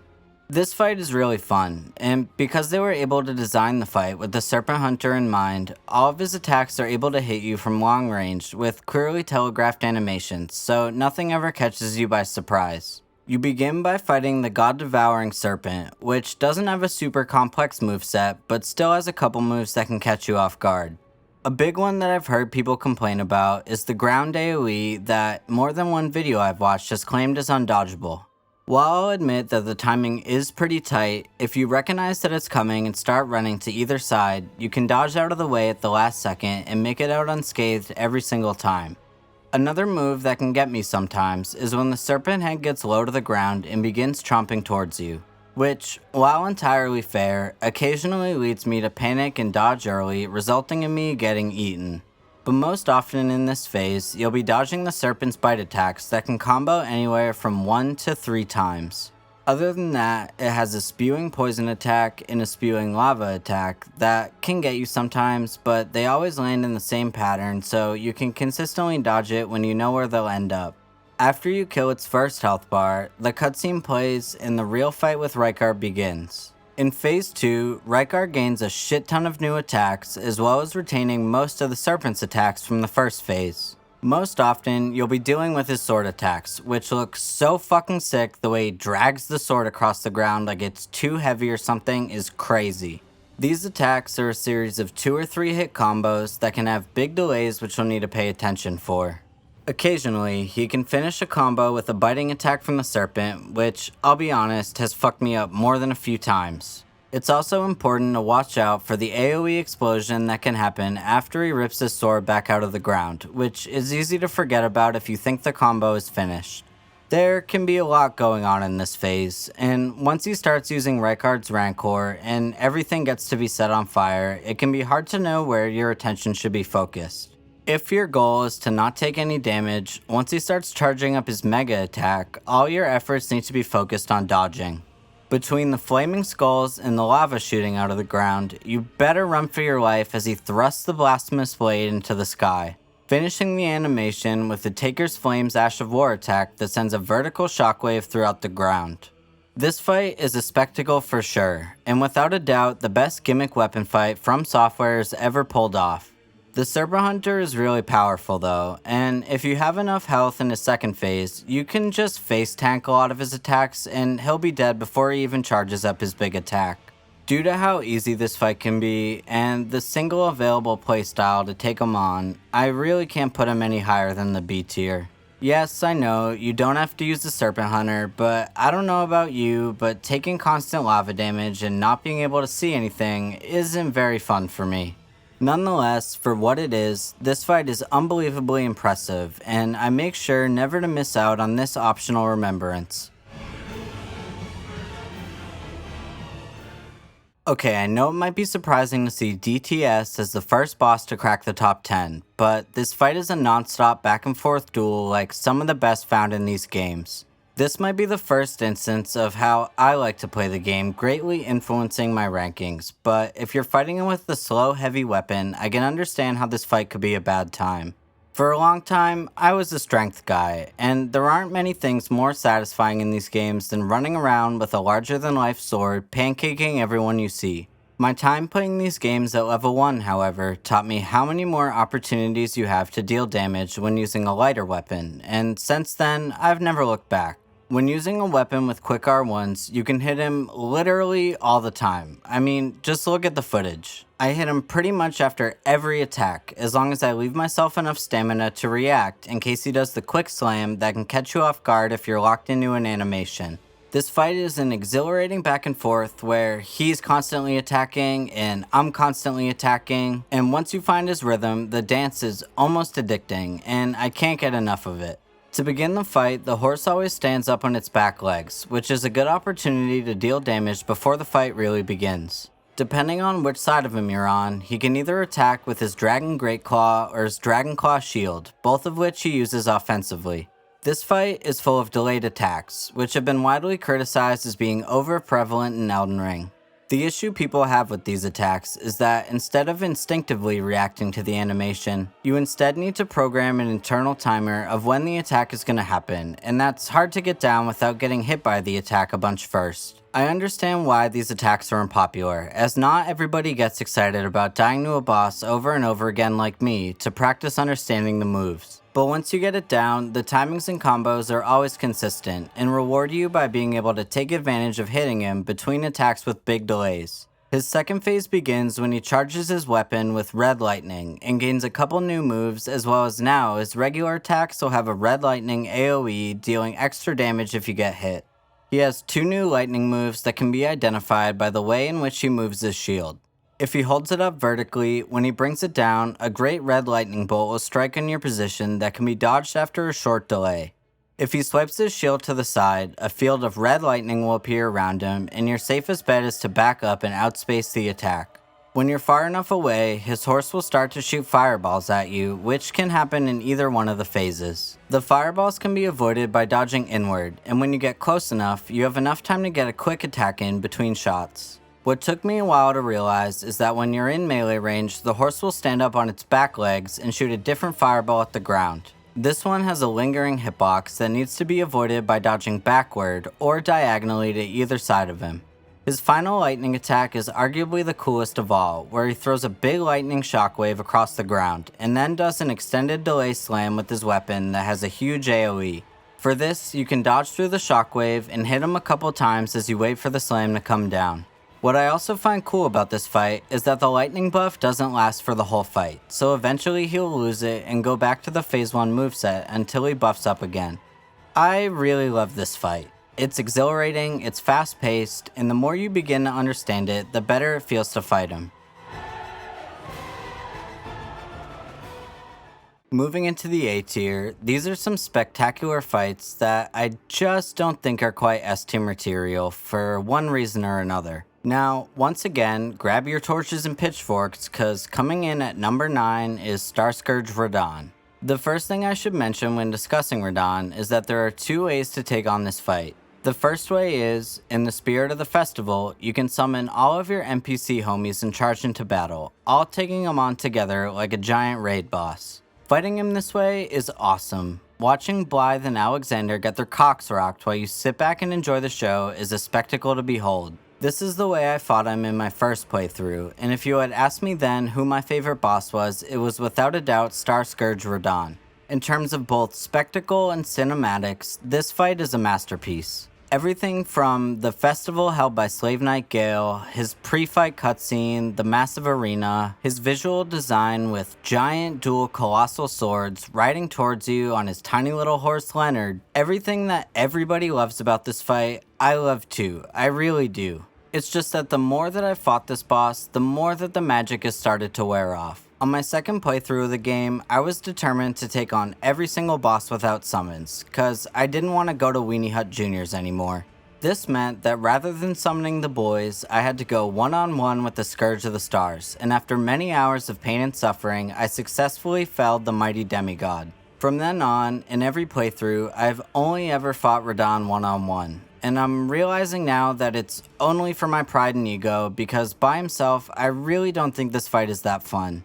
The fight begins with him shooting arrows at you from atop a hill in the distance, which is a really cool way to start it, but also a really annoying one. Don't get me wrong, I definitely got murdered by more than a few arrows in my first few attempts, but once I got the timing down, this phase became much more tedious than it was difficult. Then I learned if you run directly backwards when you spawn in the arena, after he fires the first arrow, he will despawn, cancelling out the rest of his arrow phase and causing him to ride towards you and begin his melee attacks. And now I find myself doing this glitch every time I go to fight him, just to speed the fight along. Maybe it's just me, but if I would rather choose to skip over an entire section of a fight every single time, then maybe that phase isn't all that interesting.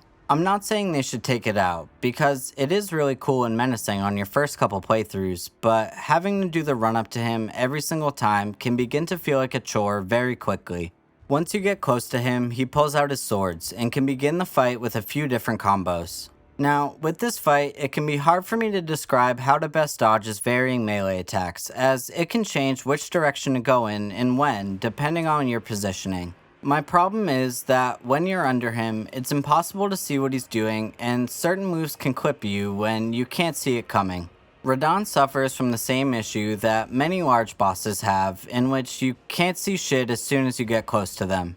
The seeming solution to this problem would be to just fight him locked off, which I would be fine with, except Leonard is fast as fuck boy, so you end up spinning your camera around in circles just trying to keep track of him. What I end up doing is staying locked on when he's far away from me and locking off when I go into attack so I don't miss when I try to hit him. Making sure to back out quickly and lock back on so I can get ready for his next attack. Figuring out this strategy took me forever at level 1, when I spent hours confused wondering how you were even supposed to fight him. My problem was that if I was locked on, I would end up missing some of my attacks, but if I was locked off, I couldn't see his attacks and got crushed by the guillotine move every single time.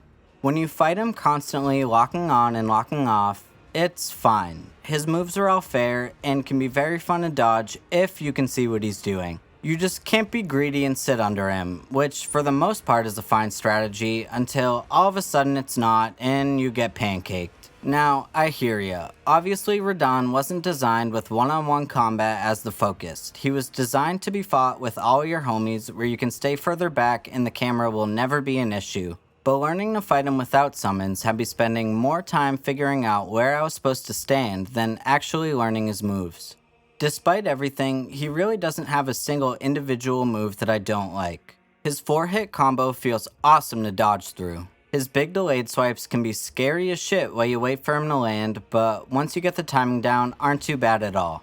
His long combo, where he starts with the 2 vertical swipes in front of him, is a great opportunity to deal damage. You just need to be ready to dodge the final hit or get out before the combo finishes. And all of his gravity attacks look dope as shit and feel fun to dodge through too. It's awesome you can jump over the one where he sends the shockwave over the ground, but I'm still not sure where you're supposed to dodge when this happens at close range, cause I get hit pretty much every single time. I don't know, man. I've been rambling on about this boss for what feels like forever now, and there's so much about this fight that I love. but the aspects that I find frustrating, or maybe just don't understand, are enough to keep him out of the S tier. I'm sorry. Godric the Grafted serves as the Lord of Stormvale Castle, and the first Sharbearer that most players will encounter. After entering the Fog Gate, you're met with a cutscene that had me shaking in my boots the first time I saw it. The slow reveal of Godric's fucked up grafted body with all his arms sticking out of his back is crazy. Whoever designed him absolutely snapped. Once the cutscene ends, he'll begin lumbering on towards you and can start by either dragging his axe or jumping towards you with a single axe attack, which both leave time to hit him afterward. Seeing as he's an early boss, the fight with Godric is full of plenty of big damage windows such as after his slams, ground explosions, and many of his axe attacks. Some of his combos have delayed final attacks, which will get you if you start attacking too early, but still leave a big window of opportunity afterward. You can be hitting Godric all the time in this fight when you know his moveset, which always feels rewarding in any boss. Many of his attacks can be strafed or jumped over, which further expands your time to deal damage. The single flaw I have with this fight is his whirlwind attack, which can come out too quickly to react sometimes. This attack he can do at any time, as long as he isn't stuck in an animation, which forces you to stay in medium range and forgo damage in order for this attack not to catch you off guard. The attack in and of itself isn't unfair because you can avoid it as long as you play expecting it to happen at any time and are ready to react. But it forces a quickly get in and get out playstyle that isn't as fun to me as being able to stay right next to the boss at all times. After the whirlwind, if you're farther away, he can fling two smaller whirlwinds at you that can be dodged by rolling to either side. If you're close, he'll go up into the air and slam down, giving you another big opportunity to hit him. Once he reaches half health, he will stop attacking, begin screaming, and will cut his own hand off with his axe. During this time, you can wail on him, but he does take reduced damage. Just be careful not to stand in front of him, cause his axe can actually damage you when he goes to chop off his hand. His mid-fight cutscene will forever be legendary, where he rips the head off the dead dragon in the arena and grafts it to where his hand used to be. In his second phase, he gains new attacks using the dragon head, where he can shoot flames out in front of him, imbue his whirlwind attacks with fire, and grab you after his 4-hit combo.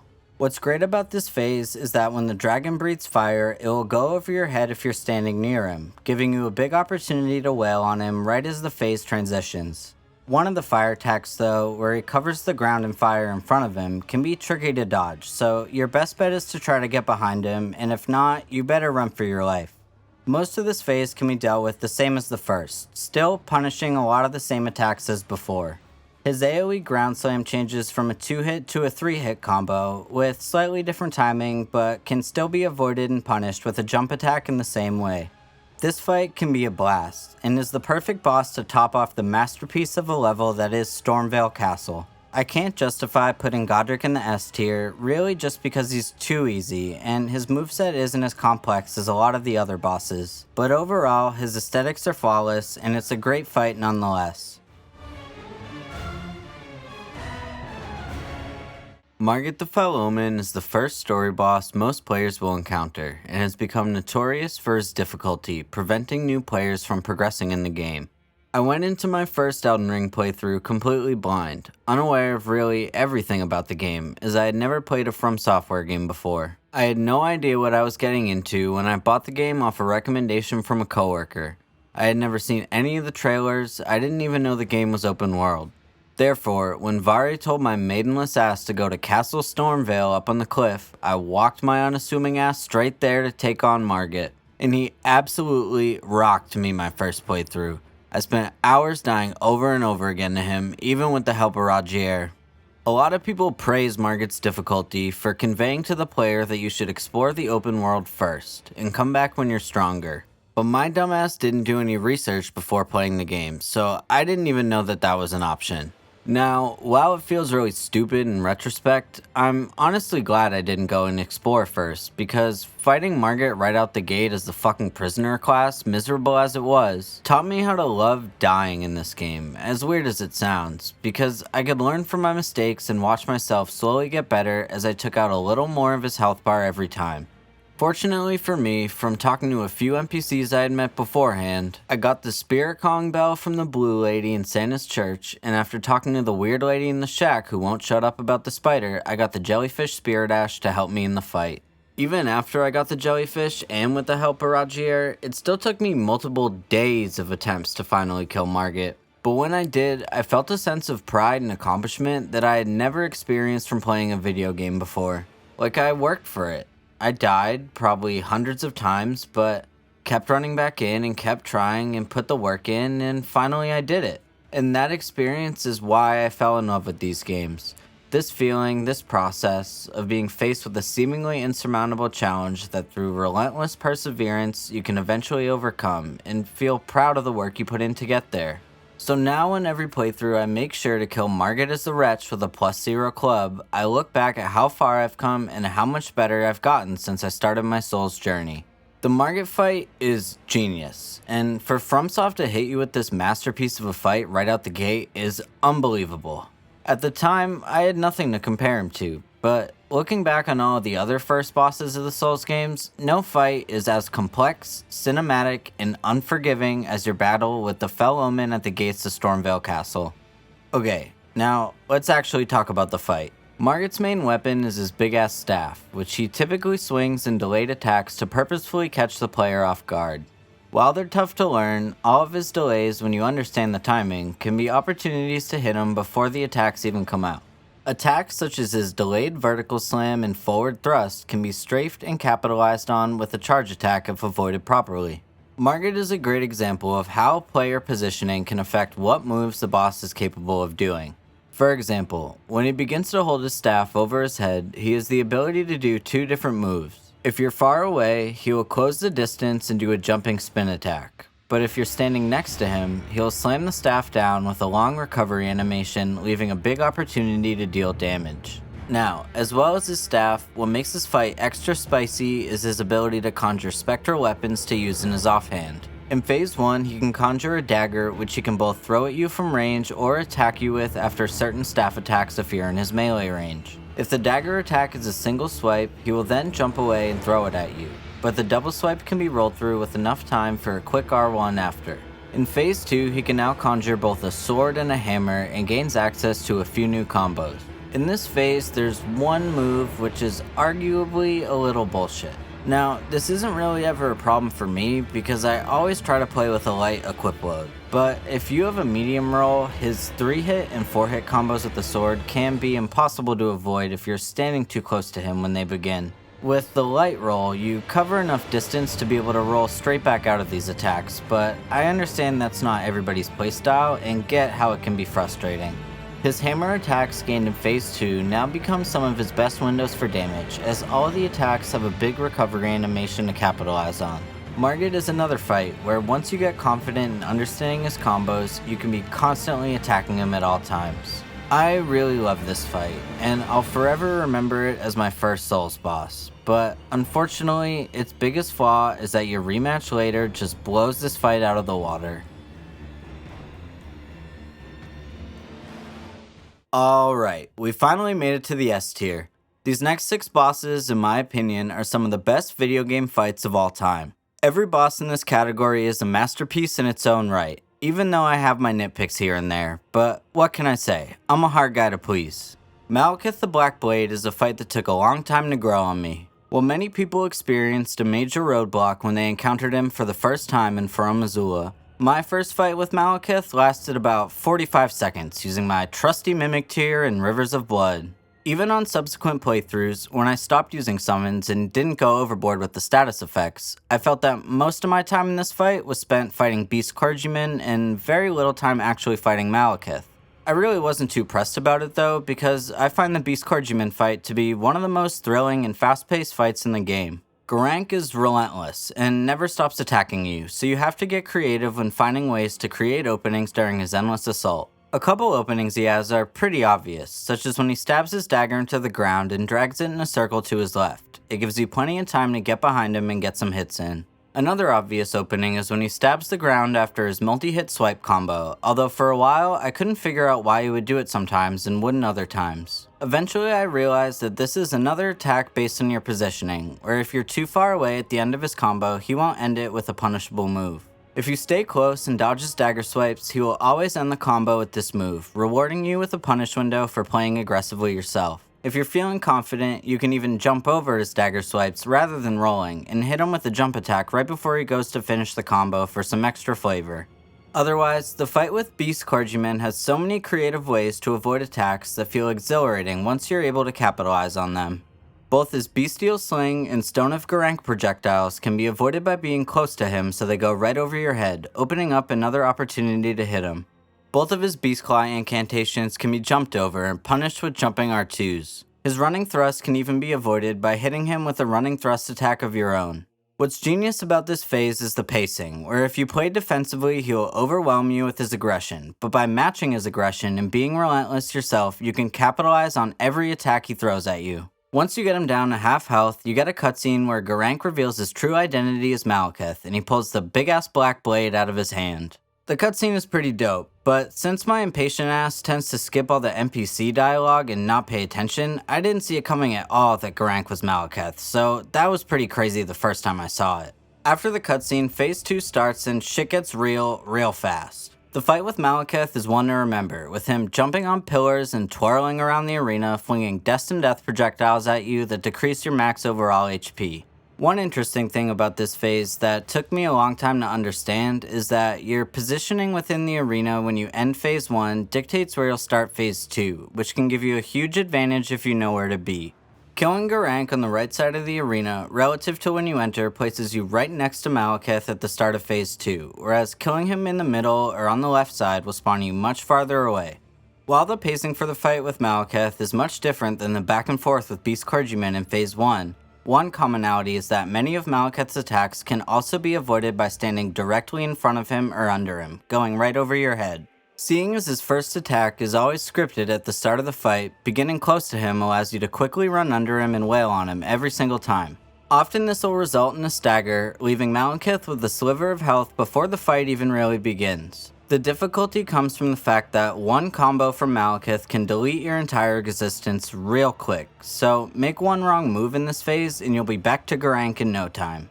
Due to always killing Malekith quickly, or dying instantly, it took until my first Rune Level 1 playthrough to actually need to learn any of his attacks. And what do you know, they're actually really fun to dodge, and a lot of them you can punish. Well, maybe not a lot of them, some of them. Malekith can be pretty elusive, and spend a lot of the fight jumping around. Really, your best times to punish are any of his regular sword attacks, as you can just stay close to him and wail on him. And believe it or not, his big Destined Death circle thing gives you a big window to hit him if you dodge it right. This attack can be a nightmare to avoid if you don't know that it's coming. He can only do this move after 2 attacks, one if you're close and the other if you're far away.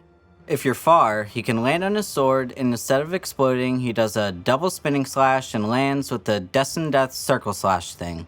If you realize it's coming, start running towards him so that when he's about to land, you're safely behind him. Don't do what I do in the gameplay and stand there like a buffoon.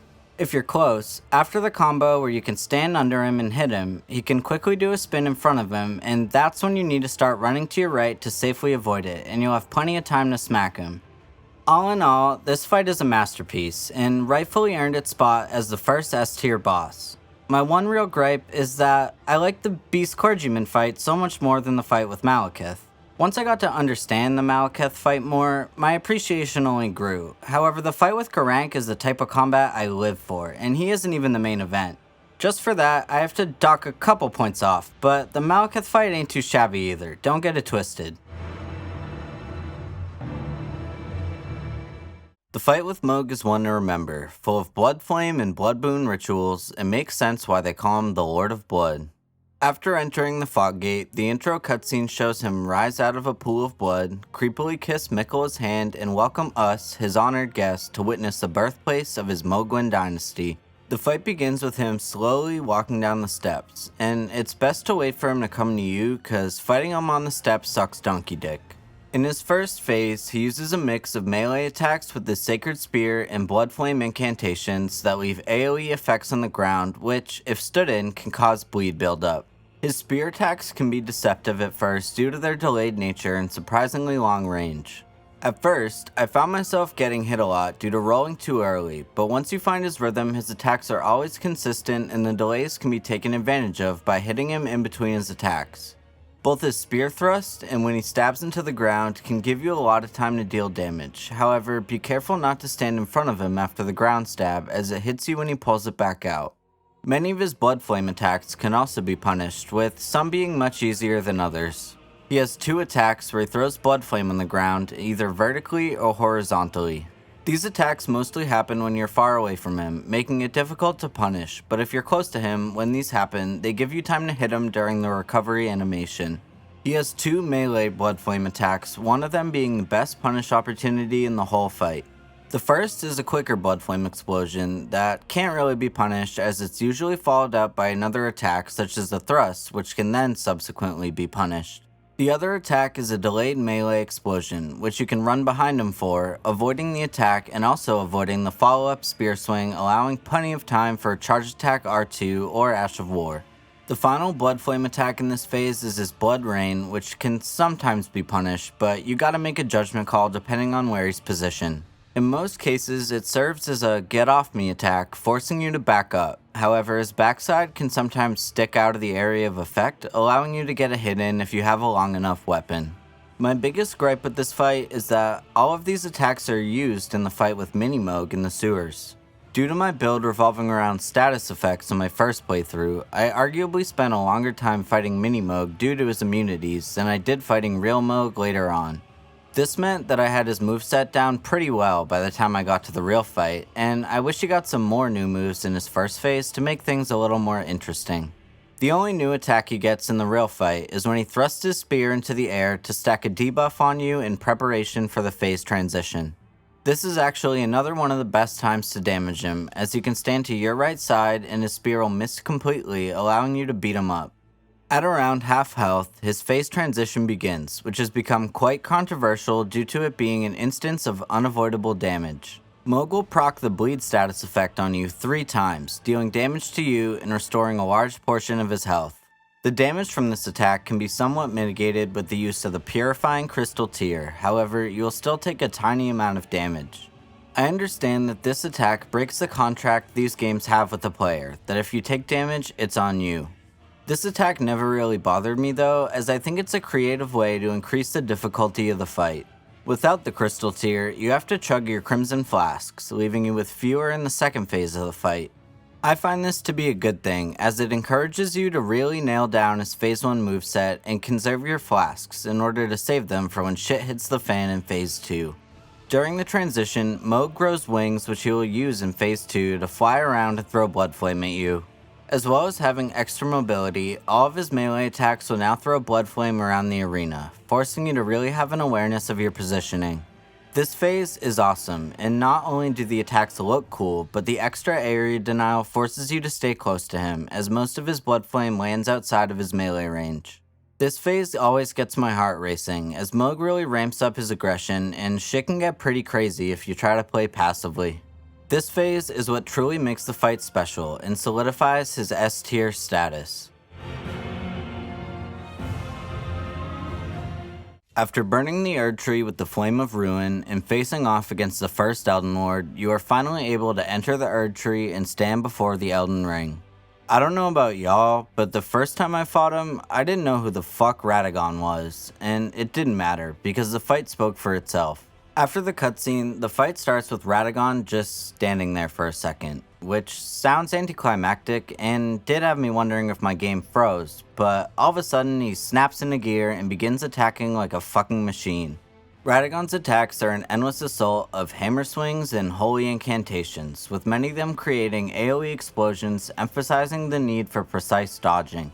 If he begins with a hammer attack, he will follow up with one of 3 options, and it took me forever to figure this out at rune level 1, trying to tell which combo it was gonna be. He can either follow up with a regular hammer swing, a delayed swing, or golden lasers that come out at light speed. What stumped me is that those attacks all come out at slightly different times, so if you dodge early expecting the lasers and it ends up being the delayed swing, you'll get clobbered and look like a fool. After hours of dying, I eventually realized that the tell for the delayed swing is in how he moves his body after the initial attack, where he'll twist his body slightly differently, signaling what the next move will be. That way, unless you see his body twist, you can always dodge early expecting the lasers and still have iframes if it ends up being the regular swing. As well as the swings, he has a hammer thrust that can come out pretty quickly and be used to close distance if you try and back away. During the fight, the hammer will begin to glow gold, and he will do one of two AoE attacks. If he holds the hammer across his body, he will send out a golden AoE in front of him, which you can get behind for and safely punish. If he holds the hammer above him, he'll slam it down, creating an explosion, and then send a golden wave out in front of him, which, if avoided, gives you another damage opportunity. The way in which his attacks chain together makes this fight flow beautifully, where if you can match his pace, you'll be rewarded with big punish windows. Fall behind though, or get caught in his grab, and the damage will be absolutely devastating. The fight has two scripted attacks, and the first happens at around 60% health, where he stomps the ground with a huge AoE, flies up into the air, slamming back down after a short delay. When you see him begin his stomp, you can do a jump attack, avoiding the AoE, and after dodging through a slam, you have all the time in the world to get some hits in. The next scripted attack happens at around 30% health, where he slams the ground 3 times, with the third leaving a giant golden imprint of the Elden ring on the ground. This attack also gives you a huge opportunity to hit him, as before the third swing you can hit him during the delay, and after the final attack he has a long recovery animation that can be used to heal or get a charged R2 in. Although he only has a single health bar, his second phase begins after a stomp attack, where he becomes more aggressive and gains the ability to throw giant holy bolts at you. A potential annoyance in this phase can be that he chains his teleports and holy bolts together for a little bit too long, but after 3 projectiles or so, he usually calms down and gives you some punishable moves. What I love about his teleports is that, unlike other bosses in these games, the teleport itself is an attack. Wherever he's going to appear, you'll begin to see a golden circle on the ground and have to dodge or get out of range right before he appears, as he can chain right into a combo afterward. This attack can come out pretty quick, but I think it complements the pace of the fight and always keeps me on my toes. This fight is yet again another masterpiece, and is only let down by the fact that he doesn't have much health, as he's the first fight of 2 at the end of the game. If at the end of the first health bar, Radagon grew wings or something and phase 2 began, then maybe he would be in the top spot, but sadly he does not and will remain as the 4th best fight in Elden Ring. Okay, here we go. Coming in at number 3 is the infamous Blade of Miquella herself, and like many, my time spent fighting Melania has been a roller coaster of emotions. Right off the bat, I'm gonna get it out of the way. Waterfall Dance is a busted move. It's unfair, and depending on where you are when she does it, it's unavoidable damage. The end. But still, I kinda like it. Now, hear me out. It took me a long time, and probably thousands of deaths to like it. But now that I feel like I've mastered it, I fucking love it, and flawlessly dodging it gives me so much satisfaction, unlike any other attack from these bosses. Now, not everyone is like me and gonna spend 6 hours on a Saturday practicing circle dodging waterfowl dance, and you fucking shouldn't. Go do anything else. Go outside, touch grass, anything other than practicing a video game dodging technique. But once I finally perfected it and could consistently do this fight hitless, I felt an overwhelming sense of satisfaction as I had finally mastered the hardest fight FromSoft has ever made. Like, I'm really not trying to brag. Well, maybe I am a little, but the real issue I have with Waterfowl Dance is that it artificially spikes the difficulty this fight tremendously, as the rest of her attacks aren't especially hard to figure out. Melania gives you plenty of big openings, like after her lunges, grab, and 2-hit jump attack where you have plenty of time to hit her. The difficulty of this fight comes from the fact that after she gets below 70% health, you're gambling every time you go to hit her, cause she can whip out Waterfowl Dance while you're stuck in an animation and end your whole career right there. Therefore, for my first couple playthroughs, my fights with Melania were spent getting one hit in and sprinting away, praying I didn't lose that gamble. And you can beat her that way, and it feels great. I was overjoyed when I killed her in my first playthrough with fucking Rivers of Blood and Black Knife Tiche, and it felt like a huge accomplishment because it was. Any way that you beat Melania is a fucking big deal and should absolutely be celebrated, but nothing is ever going to be enough for me. So to beat her at rune level 1, I had to study this fight down at every single twitch of an animation in order to make it out unscathed, and I really loved every second of it.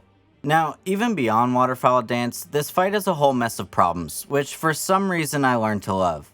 First is that her poise is fucked, and anyone who defends this fight simply for the fact that she is low poise doesn't understand what the fuck they're talking about. She can be staggered out of a shit ton of her attacks, all of her sword combos when she's on the ground really, and even from idle in phase 1. But, and this is a big but, hitting her during her hyper armor attacks such as her kick, her reposition attacks, and her 2-hit jumping attack if you hit her too early, all will reset her poise back to 0. Now, this sucks, because it would be great if the solution of this fight would be to just match her aggression and outdamage her and bonk her with a big club to break her poise over and over again and riposte your way to victory, but it doesn't work like that, at least consistently. If you have a big ass colossal weapon or something that has enough range, I guess you can hit her during her sword attacks and always be guaranteed to stagger her that way. But otherwise, if you're hitting her during her punish windows, there's always a chance she can snap into a hyper armor attack and reset all of your hard work. This was a sad realization to come to, but my philosophy has just become that I'll take a stagger if I get it, but don't fucking plan on it and just keep going. Once I understood her poise and could dodge waterfowl at close and long range, phase 1 became like clockwork, but admittedly, it was a lot of unnecessary work to get there. The fast pace back and forth became addicting though, and I rarely go long periods of time without being able to hit her.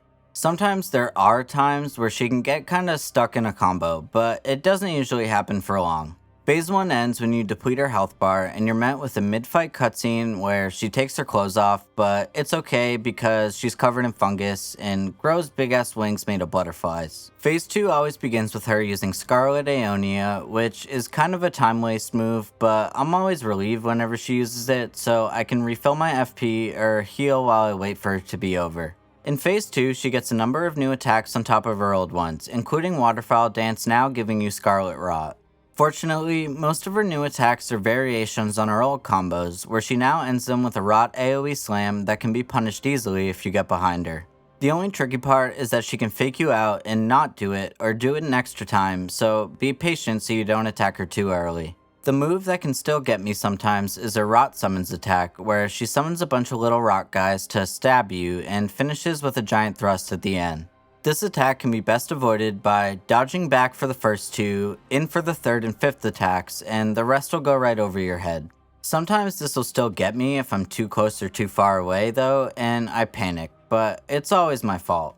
My only real gripe with this phase is that her big ass wings can make it hard to see what she's doing. So instead of looking at her sword to indicate what she's doing, you have to kind of interpret the way her body is moving, because her wings block her sword, which is annoying, but I've figured it out eventually. Now, I really do understand how much this fight can suck, and how broken it is, and if you hate this boss, I really do get it, and that position is totally valid. I love this fight though, with all of its flaws, and if you're with me, you're with me, and if you're not, you're not, and it's totally okay.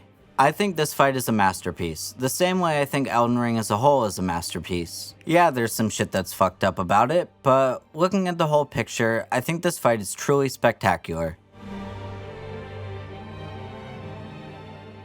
So, we gotta talk about his cutscene first, because that shit is fucking special. His voice actor crushed it. Well, not so much in the transition cutscene, but that doesn't matter.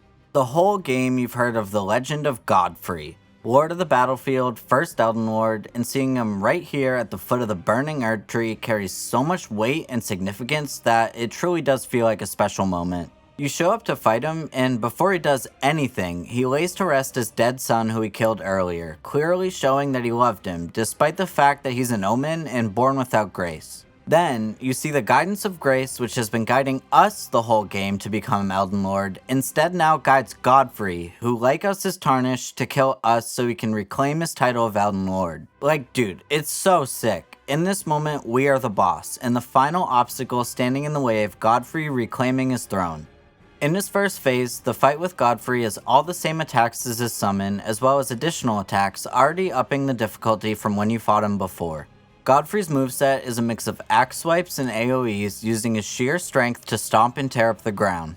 The pace of his first phase is addicting, constantly weaving out of his axe attacks and jumping over his AoEs. Godfrey is relentless, yet leaving plentiful opportunities to get hits in as long as you manage your stamina properly. At around 70% health, Godfrey will pause to charge up a big stomp, which can give you some time to hit him a bunch or heal and restore your FP. Now, his stomps will cover the entire arena, forcing you to be aware at all times of what he's doing, even if you're far away. This phase of the fight is phenomenal, and keeping his pace truly feels like you're battling it out with one of the greatest warriors the Lands Between has ever seen. At around 40% health, his mid-fight cutscene will play where he rips Sarash from his back, reverting to his old name, Hoaraloo, the most savage warrior of the Badlands. Rather than using a weapon, in Phase 2, Hoaraloo fights with his bare hands, still retaining his AoE stomps and now using a series of grab attacks and flurries of slapping combos. His second phase is incredible, but admittedly can be a strange change of pace from the first phase. Many of his grabs have big delays that do leave big openings to hit him, but can throw you off until you get used to him. If grabbed, he will throw you up in the air and slam you back down, dealing colossal damage. His bare hand combos can catch you off guard, but if you get behind him, you're usually safe and can punish after he finishes. Overall, I loved this fight, and the more I understood his second phase, the greater appreciation I got for this fight as a whole. Fighting Godfrey truly feels like a momentous occasion. Even after his death, he compliments your strength, saying you are worthy of becoming the Elden Lord. Masterpiece. This fight is a masterpiece, and there's only one fight left that I think outranks it as the best fight in Elden Ring. Alright guys, the moment you've all been waiting for. Coming in at the number 1 spot and the best fight in Elden Ring is Morgott, the Omen King. This fight is the shit, and if you don't agree, I don't give a shit. I think he's better than Gale, he's better than Godfrey, he's better than Ishin. Oh, well, I don't actually think he's better than Ishin. Who else do people dick ride? I think he's better than Owlfather. This fight is so mechanically interesting. He has like a million moves. All of them look sick, and all of them are fun to dodge. You can hit him all the time. All of his moves are fair and reactable. Like, everything about this fight is perfect. The only, and I mean only minor downside is that he's a mid-game boss, so if you grab the Somber 9 from Dragon Barrow, you're gonna kill him in 5 hits. But that's not his fault, okay? He's doing the best he can. Now, I'm gonna try to break it down, but he's got like a million moves, so I'll do my best. First off, the Spectacle. He's got it. You fight him after going through fucking Leyndell and finally arrive at the foot of the air tree, which has been looming over you wherever you go the entire game. The cutscene plays, and the motherfucker you thought you killed at the beginning of the game is back, and now he's mad. Walking down the steps, talking mad shit about all of his siblings and how they're maidenless and they're fucking traitors and he's the only real one left out here. Before he cracks his staff open into the coolest looking sword in the game to slay you like the thousands of other tarnished before you. The way he's literally the king of Leyndell and wears this dirty omen rags is so fucking sick, bro. Like, you gotta admit it.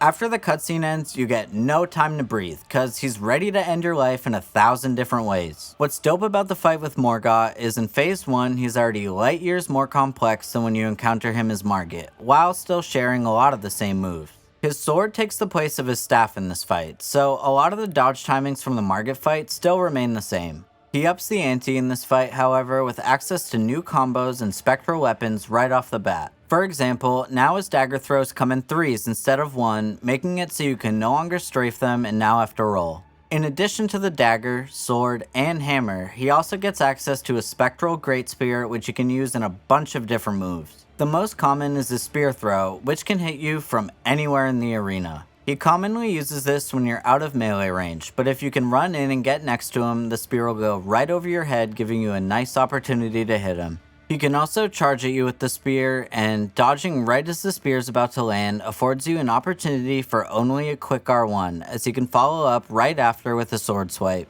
His spear is also used in a jumping slam, as well as the start of one of his melee combos. Similar to the fight with Margit, Morgott's hammer attacks are going to present you with some of the easiest to identify punish windows, with 2 big exceptions. The first is that if he pulls out the hammer from far away, he will dash towards you doing a new spinning attack that you should dodge backwards for and run in and punish at the end.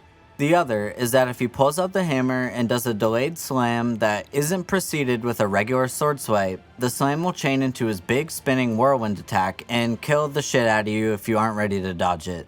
The whirlwind spin can only happen after that hammer slam and when Morgott repositions behind you and you're standing close to him. This attack can come out quick, but be easily avoided by running under him to the left or getting out of range if you know how to tell when it's coming. His reposition behind you, as well as his reposition to your side, can both be punished with a R1 if you dodge where he's gonna end up. This fight has so many more little nuances that there are really too many to mention. Like, the script is already 43 pages long. But the genius of this fight is that his moves and switch-ups can always be predicted and baited out by your positioning relative to him. Every move has a tell, it's just that the tell might have been 3 swipes beforehand because you can only end that combo one way if you're positioned behind him, and knowing that rewards you handsomely every time. At 70% HP, he does his sword rain attack, which separates the arena into quadrants for a short period of time, and at 50% HP, the second phase begins with him coughing up a bunch of sewer water and giant poop geysers exploding out of the floor. From now on, his regular sword attacks will cause poop geysers to erupt after a delay, forcing you to be aware of your positioning within the arena. In Phase 2, he shamefully calls upon his Omen Blood to defeat you, and gains access to a couple of new Blood Flame sword attacks, as well as one new non-Blood Flame combo. The Blood Flame attacks are actually not too hard to dodge, and give you a good amount of time to hit him if you dodge them properly. His new multi-hit combo begins when he pulls out his dagger and begins slashing, letting you know to get the fuck away as soon as possible. He then proceeds to slash like a maniac, pulling out all of his spectral weapons and ending with a big slam, which you can punish at the end. What can I say? I love everything about this fight. His moveset, the cutscenes, the arena, the lore, the flow, the pacing of the fight. You can even talk to his shriveled up corpse after the fight. Like, what's there not to love? Well folks, we've reached the end. Thank you so much for watching, and I'll be sure to do another ranking once Shadow of the Erdtree comes out.